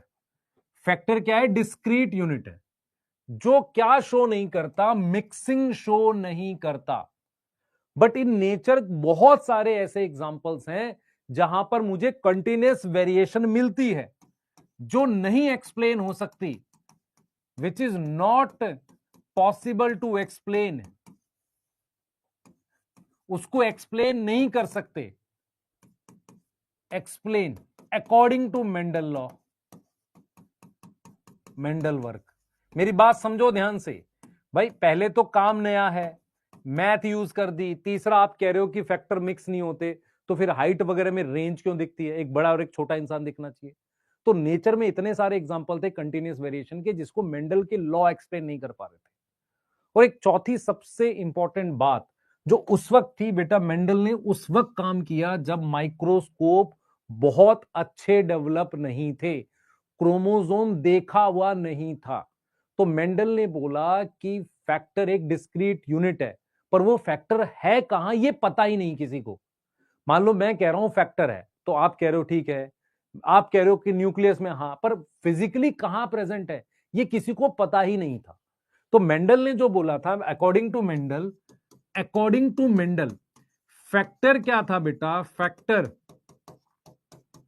Is discrete unit, एक यूनिट है पूरा जो कंट्रोल करती है ट्रेट को, बट नो प्रूफ और evidence of its physical presence. वो रियल में कहां ये पता ही नहीं है। मेरी बात समझ में आ रही है नहीं आ रही? मेरी बात समझ में आई नहीं आई? मैं क्या बोल रहा हूं? मैं ये कह रहा हूं मेंडल के जो फैक्टर थे वो एक्चुअल में मेंडल के अनुसार तो न्यूक्लियस के अंदर ये अल्फाबेट्स हैं एक तरीके से, मतलब मान लो मैं इनको फैक्टर कह रहा हूं, पर रियल में ये होते कहां पर है? क्रोमोसोम पे। क्रोमोसोम डिस्कवर था नहीं, तो मेंडल के काम में सबसे बड़ी कमी जो थी, मान लो ये बातें तो चलो ठीक है, समझ में आ रहा है ना, समझ में आ रहा है। भाई मैं ये कह रहा हूं कि कंटिन्यूअस वेरिएशन एक्सप्लेन नहीं कर सकते, कुछ तो एक्सप्लेन कर रहे थे ना, पी प्लांट में टॉल डॉर्फ। पर मेंडल के काम की सबसे बड़ी कमी ये थी कि वो जो फैक्टर की बात कर रहे थे, किसी को पता ही नहीं था वो फैक्टर एक्चुअल में कहां है। मेरी बात समझ पा रहे हो मैं क्या बोल रहा हूं? एक्चुअल में क्या है, क्यों नहीं पता था? क्योंकि क्रोमोसोम उस समय तक डिस्कवर नहीं, थोड़ा टाइम पकड़ते हैं। आपको अगर याद हो, रॉबर्ट ब्राउन ने 1831 में 1831 में न्यूक्लियस देखा है, फिर सेल थ्योरी आई है 1839 के आसपास, 38 में, फिर हमने 1848 में कुछ धागे जैसा न्यूक्लियस के अंदर देखा, क्रोमेटिन टाइप का कुछ देखा। 1880 के आसपास जाके हमारे पास कुछ क्रोमोसोम दिखने स्टार्ट हुए हमारे पास, फिर माइटोसिस मियोसिस की डिटेल आई।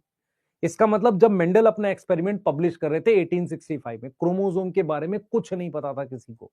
तो किसी को एक्चुअल में नहीं पता फैक्टर है कहां। अगर मान लो मेंडल अपनी बात बोल भी रहे हैं तो फैक्टर है कहां किसी को पता ही नहीं है। ये एक बिगेस्ट ड्रॉबैक था। इसीलिए जो अगला टॉपिक हम लोग पढ़ते हैं ना, वो क्रोमोसोमल थ्योरी ऑफ इनहेरिटेंस है। वो थ्योरी साबित करती है कि factors are located on chromosome, इसलिए उसे पढ़ते हैं। अगर आप ध्यान से देखोगे ये चैप्टर आपस में जुड़ा हुआ है। इसके बाद हम जो एक तरीके का पार्ट 2 हम चालू हो चुका है तो चैप्टर का, जिसमें हम ये बोलते हैं कि क्रोमोसोमल थ्योरी ऑफ इनहेरिटेंस क्या है। वो थ्योरी ये थी कि जब साइंटिस्ट लोगों को पता चला ना क्रोमोसोम है, उन्होंने क्या पढ़ा? माइटोसिस मियोसिस पढ़ी। तो उन्होंने देखा कि जैसा मेंडल बता रहे थे फैक्टर बिहेव करते हैं, वैसे क्रोमोसोम बिहेव कर रहे हैं। इसका मतलब हो सकता है फैक्टर किस पे प्रेजेंट हो? क्रोमोसोम पे। ये है क्रोमोसोमल थ्योरी ऑफ इनहेरिटेंस, जो मेंडल के बिगेस्ट कमी जो उनकी फाइंडिंग्स में थी उस पर वो बता रहे हैं। पर अगर हम ध्यान से देखें 1900 1900 1900 इसके पब्लिश होने के लगभग आप समझ लो 35 ईयर्स, 35 साल बहुत बड़ा टाइम होता है। 35 ईयर्स के बाद ही साइंटिस्ट मेंडल के काम को समझ पाए। उस पर्सन की ब्रिलियंस समझो, उन्होंने वो चीज खाली कैलकुलेशन करके निकाल दी जो सच में है पर दिख नहीं रही है, सिर्फ कैलकुलेशन से। पावर समझ पा रहे हो कितनी स्ट्रांग थी उनकी? ये बात क्लियर है कि नहीं, बताओ।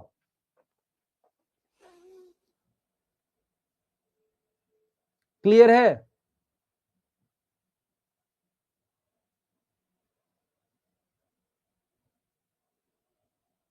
क्लियर है? नोट करिए एक बार फटाफट से।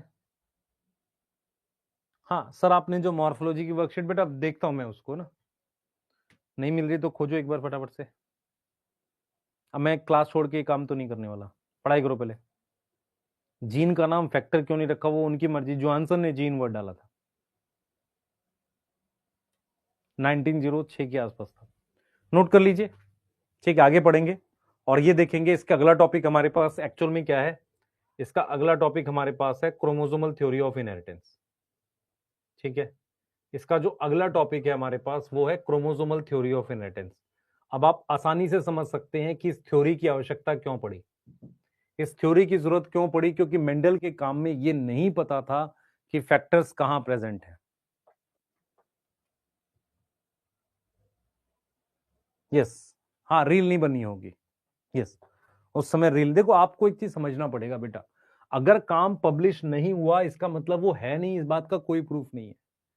हाँ ना, वो रील बनाना पर्पस नहीं है, अपने काम अपना जो है कोर्स फैलाना पर्पस है, पर्पस वही है बस, और कोई पर्पस नहीं है।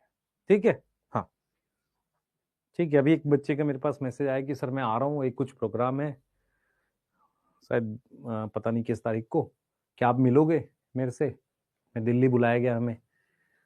तो मतलब पॉइंट सिर्फ क्या है कि बच्चे जब सिलेक्ट हो जाते हैं उसके बाद भी इतना ज्यादा यूटिलाइज होता है उनका, है ना, वो सोचते हैं कि हम जा रहे हैं, हम भी मतलब बहुत ऐसा किया जा रहा है हमें, है ना। तो वो पर ठीक है, छोड़ो। हाँ, चलो कोई नहीं, लिख लो एक बार बेटा, आगे करते हैं।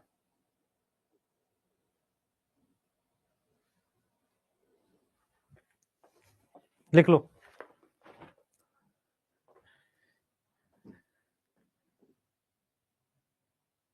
लिखो, जल्दी करो, आगे करेंगे, क्रोमोसोमल थ्योरी कर रहे हैं।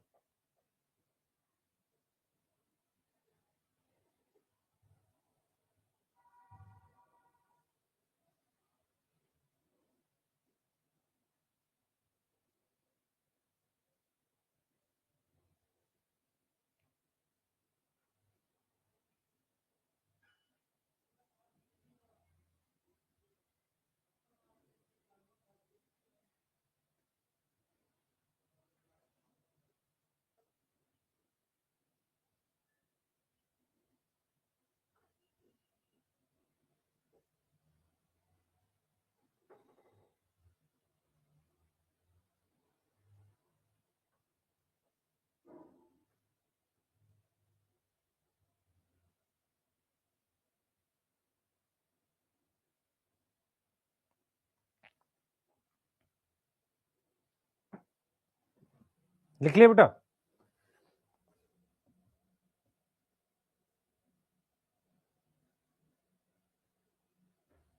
ठीक है, हाँ, ठीक है, छोड़ो ध्यान दो, आ जाइए। अब बात करते हैं बेटा क्रोमोसोमल थ्योरी की, क्यों ये थ्योरी क्यों। ठीक है, मैं बताता हूं क्यों, मैं बताता हूं क्यों।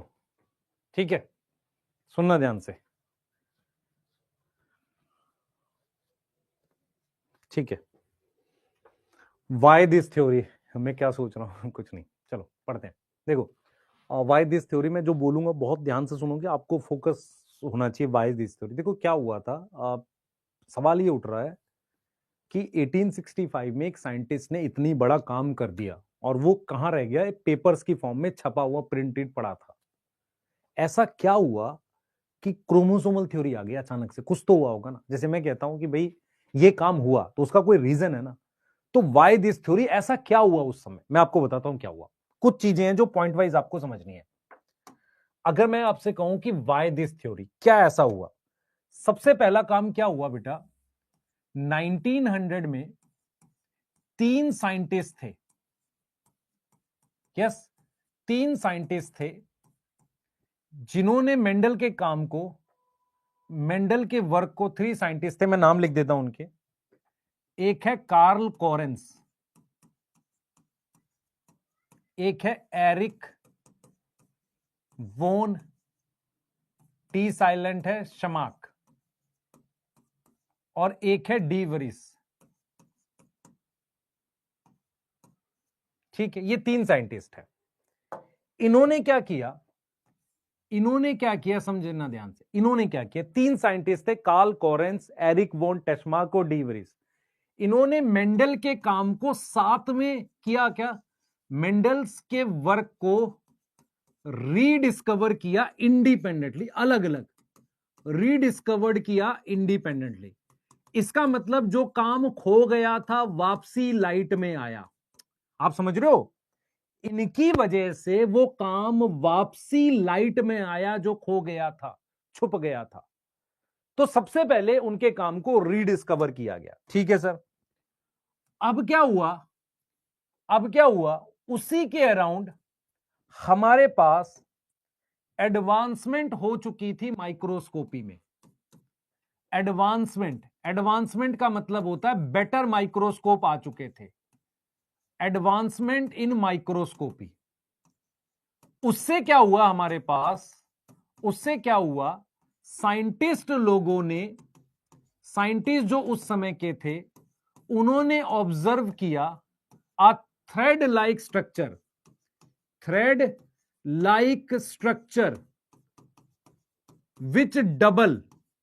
विच get double before cell division, जो डबल हो जाता था सेल डिवीजन से पहले। एक थ्रेड जैसा स्ट्रक्चर उन्होंने ऑब्जर्व किया। मेरी बात समझो ध्यान से, मतलब आप समझो ये वो टाइम था 1900 के आसपास। पहले तो मेंडल के काम को रिडिस्कवर किया गया, उसी के अराउंड हमारे पास माइक्रोस्कोपी एडवांस हो गई थी। तो साइंटिस्ट लोगों ने एक कुछ कलर धागा, जिसको हम कहते हैं क्रोमैटिन या क्रोमोजोम का क्या मतलब है, कलर बॉडी। आप समझो ध्यान से, क्रोमैटिन का क्या मतलब है, कलर बॉडी कहते हैं सोम को, lysosome chromosome colour body, chromatin colour धागा। समझ में आ रहा है, क्रोमैटिन कलर धागा। तो एक कलर मतलब स्ट्रक्चर दिख रहा था जो डबल होता था, ऐसा दिख गया। उसके आसपास हमारे पास detail of cell division available हो गई। डिटेल ऑफ सेल डिवीजन, कैसी cell division, like in mitosis कैसे इक्वेशनल डिवीजन होती है, एंड एक साइंटिस्ट थे बोवेरी, उन्होंने ऑब्जर्व करी मियोसिस। उन्होंने क्या ऑब्जर्व करी, मियोसिस ऑब्जर्व करी। क्या इतनी बात समझ में आ रही है, अब मेरी बात सुनो ध्यान से। मेंडल का काम दिख चुका है, अच्छे माइक्रोस्कोप आए हैं, क्रोमोसोम का पता लग चुका है। उसके साथ एक साइंटिस्ट है बोवेरी, जिन्होंने मियोसिस देखी। तो बोवेरी ने बोला कि यार ये जो जीन है ना भाई, उस समय तक जीन वर्ड आने लग गया था, ये जो जीन है या फैक्टर है ना, ये सिमिलर बिहेव करता है क्रोमोसोम के। मेरी बात समझो। तो बोवेरी ने बोला बेटा, अकॉर्डिंग टू बोवेरी जो जीन है ना, जीन एंड क्रोमोसोम, उनका बिहेवियर सेम है। तो उन्होंने क्या किया बेटा, बोवेरी ने क्या किया, try to explain Mendelian principle को एक्सप्लेन करने की कोशिश करी विद समझो, with behaviour of chromosome. What is behaviour, chromosome कैसे बिहेव करता है बताओ जल्दी से बेटा, क्रोमोसोम कैसे बिहेव करता है बताओ बच्चे। क्रोमोसोम बिहेव कैसे करता है, सोचो क्रोमोसोम कैसे बिहेव करता है। कि मान लो पेयरिंग होती, याद है आपको, पेयरिंग कब होती है क्रोमोसोम की? जाइगोटीन में। अलग कब होते हैं? एनाफेज 1 में। तो उन्होंने क्या किया, जैसे जैसे सेल डिवाइड करता है, क्रोमोसोम बिहेव करते हैं सेल डिवीजन में, वैसे वैसे फैक्टर पेयर करते हैं, कैपिटल ए स्मॉल ए, अलग होते हैं, सेग्रीगेट होते हैं। तो मेंडल के लॉ को एक्सप्लेन करने की कोशिश की। क्लियर है? फिर आगे की डिटेल कुछ हमारे पास किससे आ रही है? सटन से आ रही है। तो दोनों के काम को मिला के हम कहते हैं chromosomal theory of inheritance. Chromosomal theory of inheritance actual में कैसे आई थी? जब ये सब काम हो गया तो सटन एंड बोवेरी ने देखा कि जैसा बर्ताव क्रोमोसोम करते हैं वैसा बर्ताव फैक्टर करते हैं। मैं आपको समझाता हूं कैसे एक्चुअल में क्या हुआ था, मेरी बात समझना ध्यान से। एक एग्जांपल समझाता हूं जो नॉर्मली मैं क्लास में देता भी हूं। मान लो आप सुबह, सुनना ध्यान से, मान लो आप सुबह के समय आप गए किसी बस स्टैंड पर, ठीक है, क्लियर है, 11 बजे गए, 11 बजे से आपने ट्रेवल किया और आप 2 बजे पहुंच गए किसी जगह पर, वहां से आप चले गए किसी और जगह पर 6 बजे तक। ऐसे ही 11 बजे एक बस चली, वो 2 बजे वहां पहुंची और 2 बजे से वो 6 बजे वहां पहुंच गए शाम के। इसका मतलब यह भी हो सकता है कि आप बस में गए होंगे। मेरी बात समझ में आ रही है नहीं आ रही? मतलब क्या हुआ कि जैसे फैक्टर पेयर करते हैं, क्रोमोसोम भी पेयर करते हैं। क्रोमोसोम अलग होते हैं, फैक्टर भी अलग होते हैं। इसका मतलब फैक्टर क्रोमोसोम पे हो सकते हैं। मेरी बात समझ, यही है chromosomal theory. Chromosomal theory of inheritance ये बताती है कि फैक्टर्स कहां प्रेजेंट होते हैं? क्रोमोसोम पे। जैसे फैक्टर बिहेव करते थे मेंडल के लॉ में बताया गया, सेग्रीगेशन, देखो आप समझो ध्यान से, बिहेवियर है। Chromosomal theory law of dominance के बारे में कुछ नहीं बोलेगी, वो बताएगी इंडिपेंडेंट असॉर्टमेंट और सेग्रीगेशन के बारे में। यस और नो? उसी के बारे में बता सकती है, क्योंकि डोमिनेंस तो दिखेगा तब पता चलेगा ना। तो उन्होंने क्रोमोसोम का जो बर्ताव पढ़ा ना, है ना, जीन एंड क्रोमोसोम का बिहेवियर सेम है। जो क्रोमोसोम का बिहेवियर किस में? मियोसिस में। वैसा ही बिहेवियर उनको किस में लगा? उसमें लगा। क्या यहां तक बात समझ में आ रही है? डी वरीस है बेटा, ह्यूगो डी वरीस है, टेस्मार्क नहीं, ह्यूगो डी वरीस है। ये वही साइंटिस्ट हैं जो नो एवोल्यूशन पे काम किया। जल्दी बनाओ बेटा, जल्दी बना लो, इतना बना लो, आगे चलेंगे।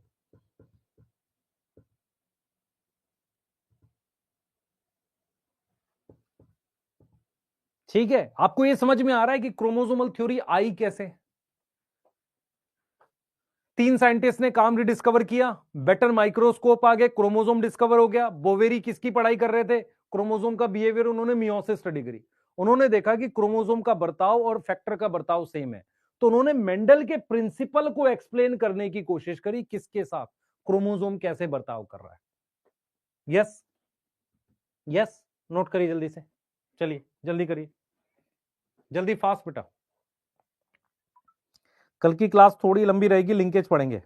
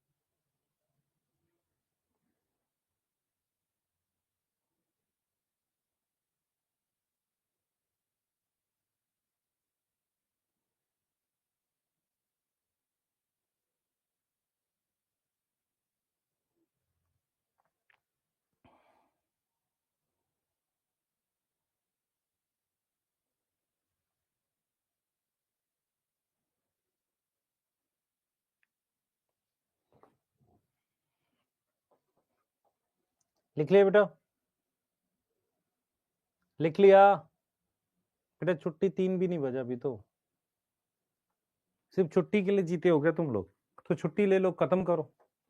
आपको पता है मैंने सिलेबस बीच में थोड़ा ठीक तेज आराम से करा हमने, बढ़िया तरीके से, मतलब तेज नहीं बोलेंगे उससे, वो इसलिए ताकि इसको मैं आराम से पढ़ा सकूं। आपको बिल्कुल एहसास नहीं होता कि इस चीज का, नालायकी की तरीके से पढ़ते हो।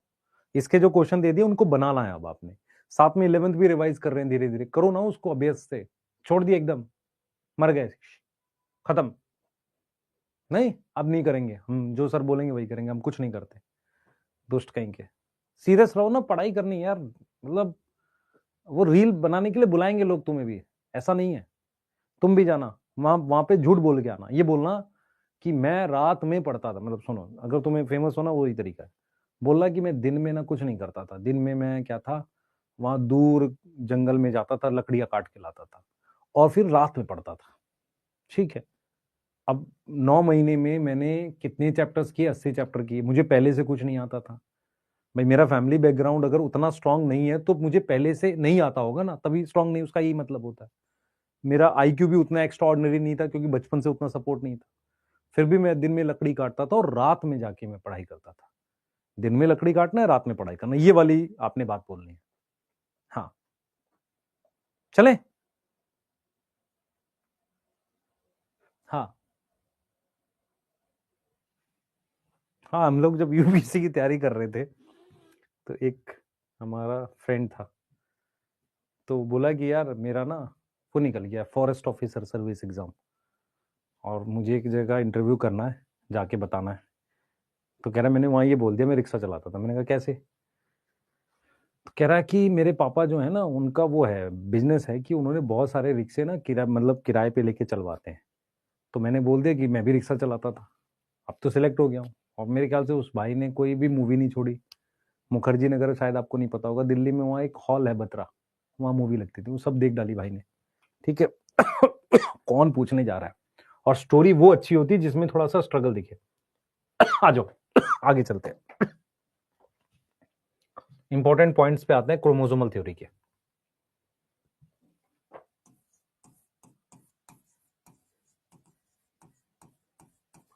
शायद आपने वो रणबीर कपूर की मूवी नहीं देखी है, वो वाली रॉक स्टार थी ना। हाँ, उसमें भी यही मैसेज जा रहा था। ए भाई, चलो कोई नहीं, चलते हैं। चले बेटा। यस। हाँ। यस।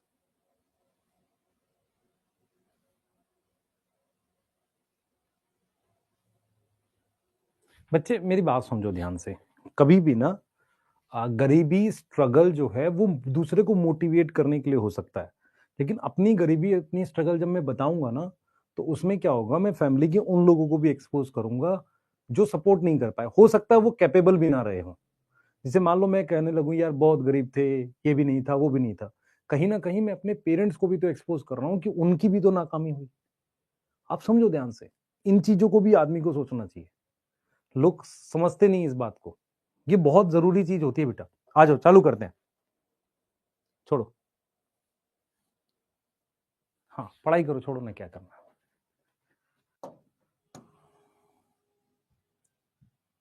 हाँ,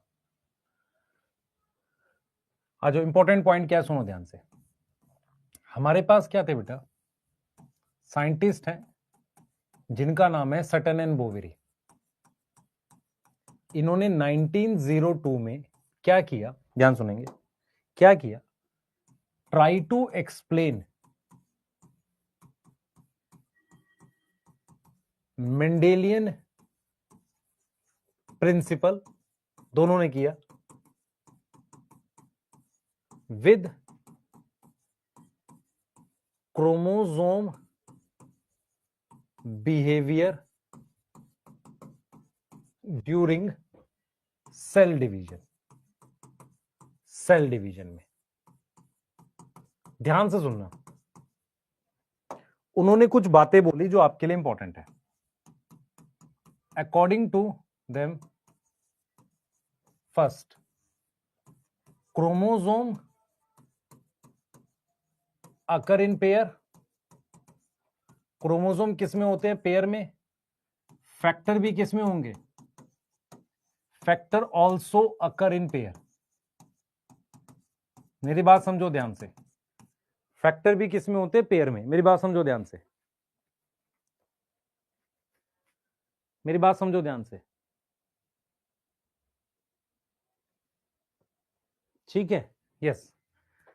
ठीक है। तुम भाई मेरे से ज्यादा तेज हो। कह रहा कि दादाजी की बीड़ी से उजाला होता था, उसमें पढ़ते थे, कदा कहीं का।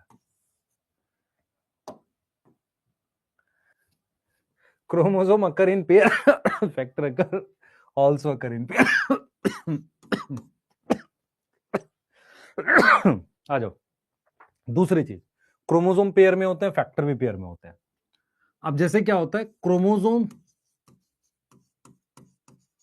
सेग्रीगेट कब होते हैं भाई? During anaphase 1। होता है नहीं होता? एनाफेज 1 में अलग होंगे, ठीक है, क्लियर है। और हमारे पास क्या होगा, फैक्टर भी सेग्रीगेट होते हैं। Factors also get segregated, factor भी अलग होते हैं, ठीक है, फैक्टर भी क्या है, अलग होते हैं, ठीक है, यस, हाँ, सही है, ठीक है। तो क्रोमोसोम सेग्रीगेट ड्यूरिंग एनाफेज 1, ठीक है, और factors also segregate, factors also get segregated. मेरी बात समझो ध्यान से। हम कह रहे हैं कि क्रोमोसोम पेयर में होते हैं, फैक्टर भी पेयर में होते हैं। जैसे हम ये क्या कह रहे हैं, हम ये कह रहे हैं कि जैसे क्रोमोसोम पेयर में होते हैं, फैक्टर्स भी तो किस में होते हैं, पेयर में होते हैं। क्रोमोसोम अलग होते हैं एनाफेज 1 में, फैक्टर भी अलग होते हैं हमारे पास। मेरी बात समझ में आ रही है? मेरी बात समझ में आ रही है? तीसरी चीज जो आपको ध्यान रखनी है वो ये है बेटा, segregation of one pair is independent to other pair। एक लाइन ये है, independent pair segregate independently to other pair. अब ये दोनों लाइन समझा देता हूं, पहले पूरी बात ध्यान से सुनना, नहीं तो समझ नहीं आएगी। देखो मेरी बात सुनो ध्यान से। जो क्रोमोसोम्स होते हैं ना, उनमें क्या होता है, हमेशा इंडिपेंडेंट असॉर्टमेंट होती है, इंडिपेंडेंट असॉर्टमेंट होती है हमेशा। हमेशा क्या होती है, इंडिपेंडेंट असॉर्टमेंट होती है, किसमें, क्रोमोसोम में। क्रोमोसोम में हमेशा इंडिपेंडेंट असॉर्टमेंट होती है, क्रोमोसोम में हमेशा इंडिपेंडेंट असॉर्टमेंट होती है, हमेशा। हमेशा मतलब क्या हुआ, मैं आपको समझाता हूं, इधर देखेंगे मेरी बात, मेरी बात ध्यान से देखेंगे सारे बच्चे। मैं क्या बता रहा हूं, 2 मिनट देना बस मुझे। मेरे पास मान लो ये क्रोमोसोम है, इधर देखो, ये डायग्राम देखो, इससे आइडिया लग जाएगा आपको।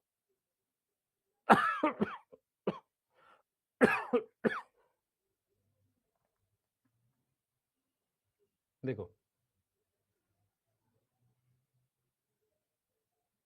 ये वाला देखो, इससे आइडिया लग जाएगा आपको। ये देखो, हमारे पास सबसे पहले इधर देखना ध्यान से, ये सेंट्रोमियर है मान लो, ये एक क्रोमोसोम है, ये दूसरे क्रोमोसोम है, ये G1 फेज का है। तो G2 में क्या हो जाएगा, इसका ये सिस्टर क्रोमेटिड बन गया, ये देखो जरा, सिस्टर क्रोमेटिड बन गया। मेरी बात समझ में आ रही है? G2 में क्या हुआ है, ये देखो जरा ध्यान से, G2 में क्या हुआ है, अब देखो ध्यान से, G2 में क्या हुआ है, हमारे पास ये डबल हो गए। अब क्या करेंगे, इन दोनों में से कोई एक इसमें चला गया, ये आ गया, और इसके साथ ये रेड वाला आ गया, इसके साथ ये वाला आ गया, ठीक है। ये है एनाफेज 1। एनाफेज 2 में क्या होगा, सिस्टर क्रोमेटिड अलग होते हैं, ये दिख रहा है आपको, हैप्लॉइड हो गया। ये G1 फेज था, इधर देख बेटा, ये क्या कर रहा है आपके लिए, सुनो, ये सिंपल सा क्या कर रहा है समझो। इसने क्या किया, ये G1 फेज बना दिया ऐसे, इसने इस तरीके से क्या करा बेटा, हमारे पास इस तरीके से इसने क्या करा है, हमारे पास G1 फेज बना दिया। सुनना ध्यान से, इस तरीके से इसने क्या करा है, G1 फेज बना दिया ऐसे, आप समझो। ये क्रोमोसोम है, मैं अलग अलग बना देता हूं ताकि आपको समझ में आ जाए। ये क्रोमोसोम है, ये G1 फेज का है। तो G2 में क्या होगा, G2 में क्या होगा, ये डबल हो जाएगा। G2 में क्या होगा बेटा, ये डबल हो जाएगा इस तरीके से,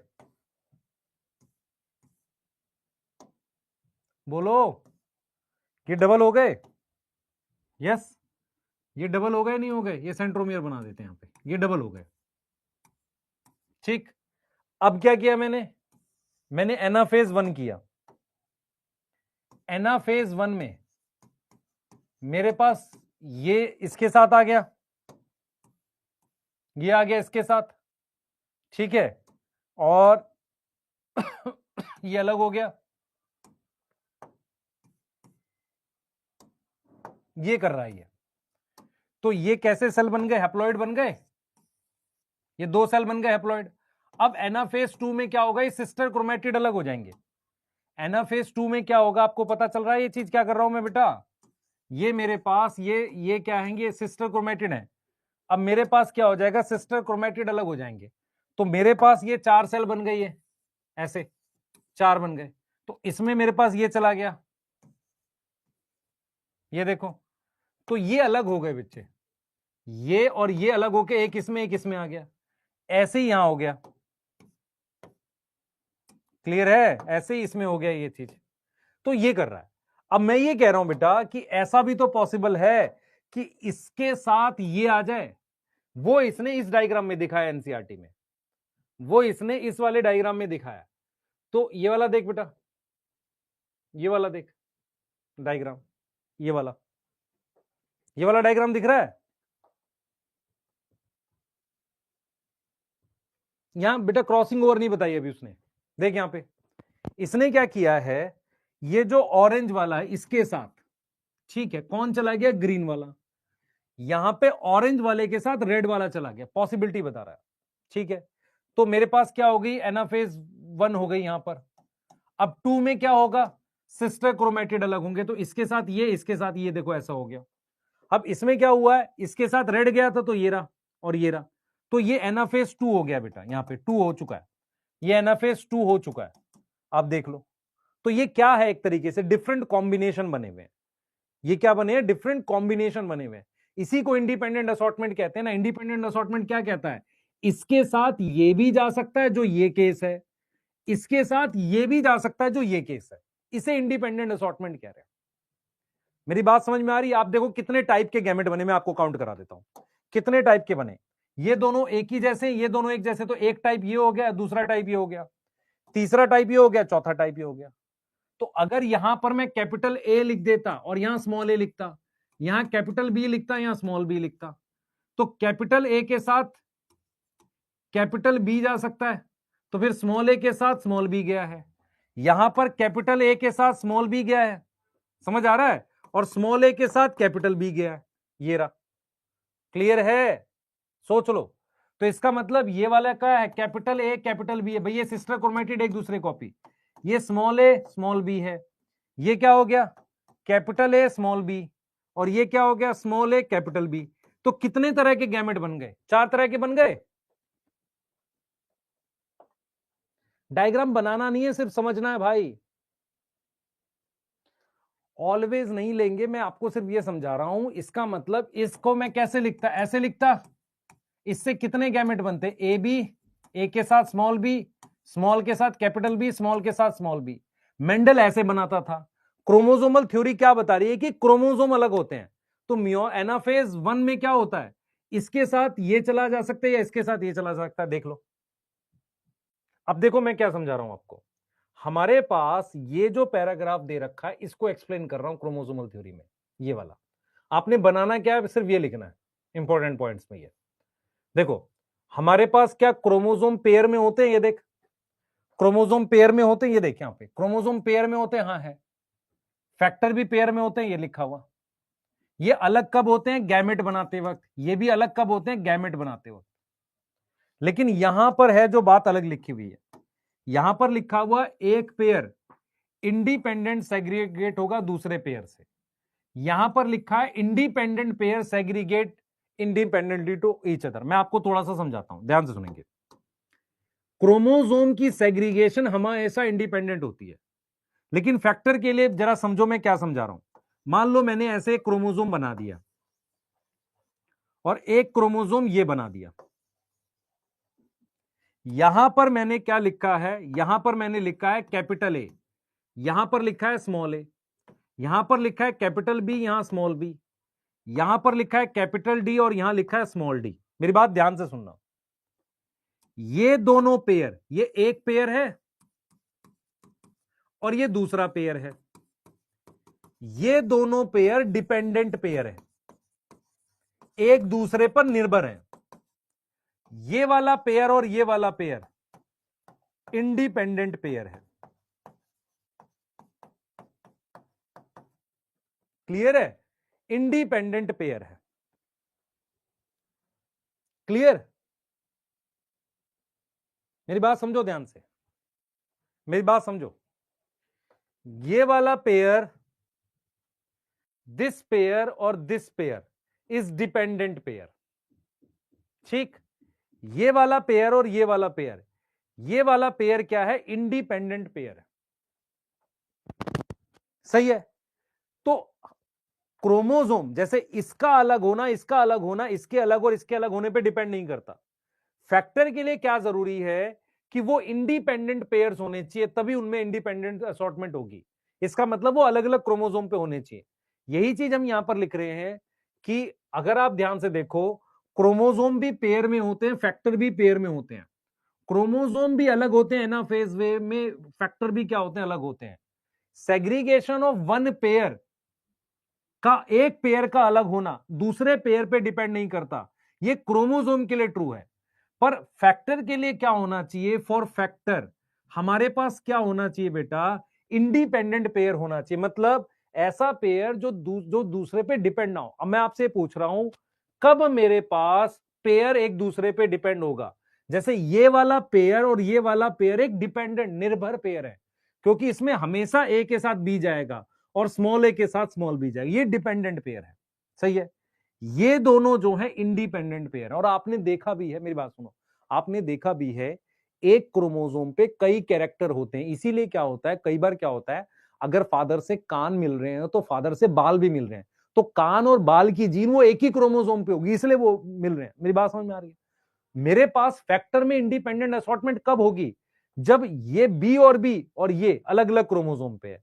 या अगर आप देखो, ये भी इंडिपेंडेंट पेयर है, दिस पेयर और दिस पेयर, ये भी इंडिपेंडेंट पेयर है। मेरी बात समझ में आ रही है? इसका मतलब ये हुआ,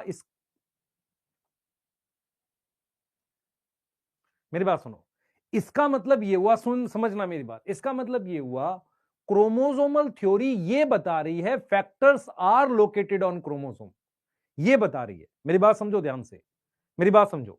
फाइनली क्या हुआ, एनसीईआरटी जो लाइन लिख रही है वो देखो, क्रोमोसोमल थ्योरी सटन एंड बोवेरे ने दी है, ठीक है? उसके जो पॉइंट्स है सेग्रीगेशन से रिलेटेड। तो सटन ने क्या किया? सटन ने क्या किया? यूनाइट किया, United knowledge of chromosome segregation.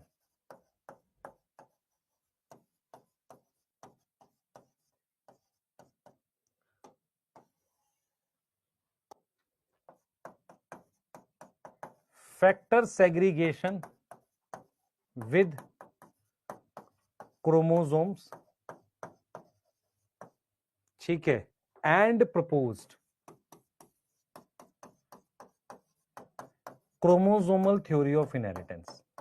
अब अगर आप ध्यान से देखेंगे, ये लाइन थोड़ी सी आपको डाउट देगी कि क्रोमोसोमल थ्योरी किसने दी। एक्चुअल में क्या हुआ है, बोवेरी का काम मेन मियोसिस से रिलेटेड था।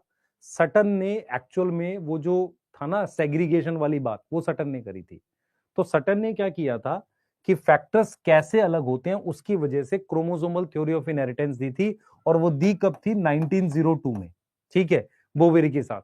हम क्या करते हैं, क्योंकि मियोसिस से रिलेटेड काम बोवेरी का भी है और दोनों की फाइंडिंग्स है, इसलिए हम जब भी लिखते हैं तो क्रोमोसोमल थ्योरी किसने दी है? सटन एंड बोवेरी ने 1902 में। आपको क्या ध्यान रखना है, सुनो मैं ध्यान से। अभी हम क्या कह रहे हैं? हम कह रहे हैं कि क्रोमोसोम कैसे सेग्रीगेट होते हैं। ये बात जो है ये सटन की है। मैं एक बार फिर से रिपीट करता हूं, पूरी बात ध्यान से सुनना। मेंडल के काम का मेन ड्रॉबैक क्या था? मेंडल ये नहीं बता पाए फैक्टर फिजिकली कहां प्रेजेंट है, किस चीज के बने हुए हैं। मेरी बात सुनना ध्यान से, फैक्टर 2 मिनट सुनो सिर्फ। फैक्टर किस चीज के बने हुए हैं और क्या बेसिकली कहां प्रेजेंट है। तो उसके लिए आई थी chromosomal theory of inheritance. Chromosomal theory of inheritance बनने के लिए रास्ता कैसे साफ हुआ? 1900 में 3 साइंटिस्ट ने मेंडल के काम को फिर से करके देखा। पहला पॉइंट, बेटर माइक्रोस्कोप आ गए तो क्रोमोसोम दिख गया। बोवेरी ने क्या किया था? मियोसिस स्टडी कर रहे थे, क्रोमोसोम का बिहेवियर स्टडी कर रहे थे। उन्होंने देखा क्रोमोसोम और फैक्टर का बिहेवियर सेम है। क्लियर है? सेग्रीगेशन कैसे हो रही है क्रोमोसोम की, फैक्टर की, ये नॉलेज जो थी सटन ने कंबाइन की थी कि फैक्टर जो होते हैं पेयर में होते हैं, क्रोमोसोम भी पेयर में होते हैं, इस तरीके से। मेरी बात समझ में आ रही है? तो सटन ने क्या किया कि जो क्रोमोसोम की सेग्रीगेशन है, फैक्टर की सेग्रीगेशन है, उस नॉलेज को कंबाइन करके क्रोमोसोमल थ्योरी ऑफ इनहेरिटेंस बताई है।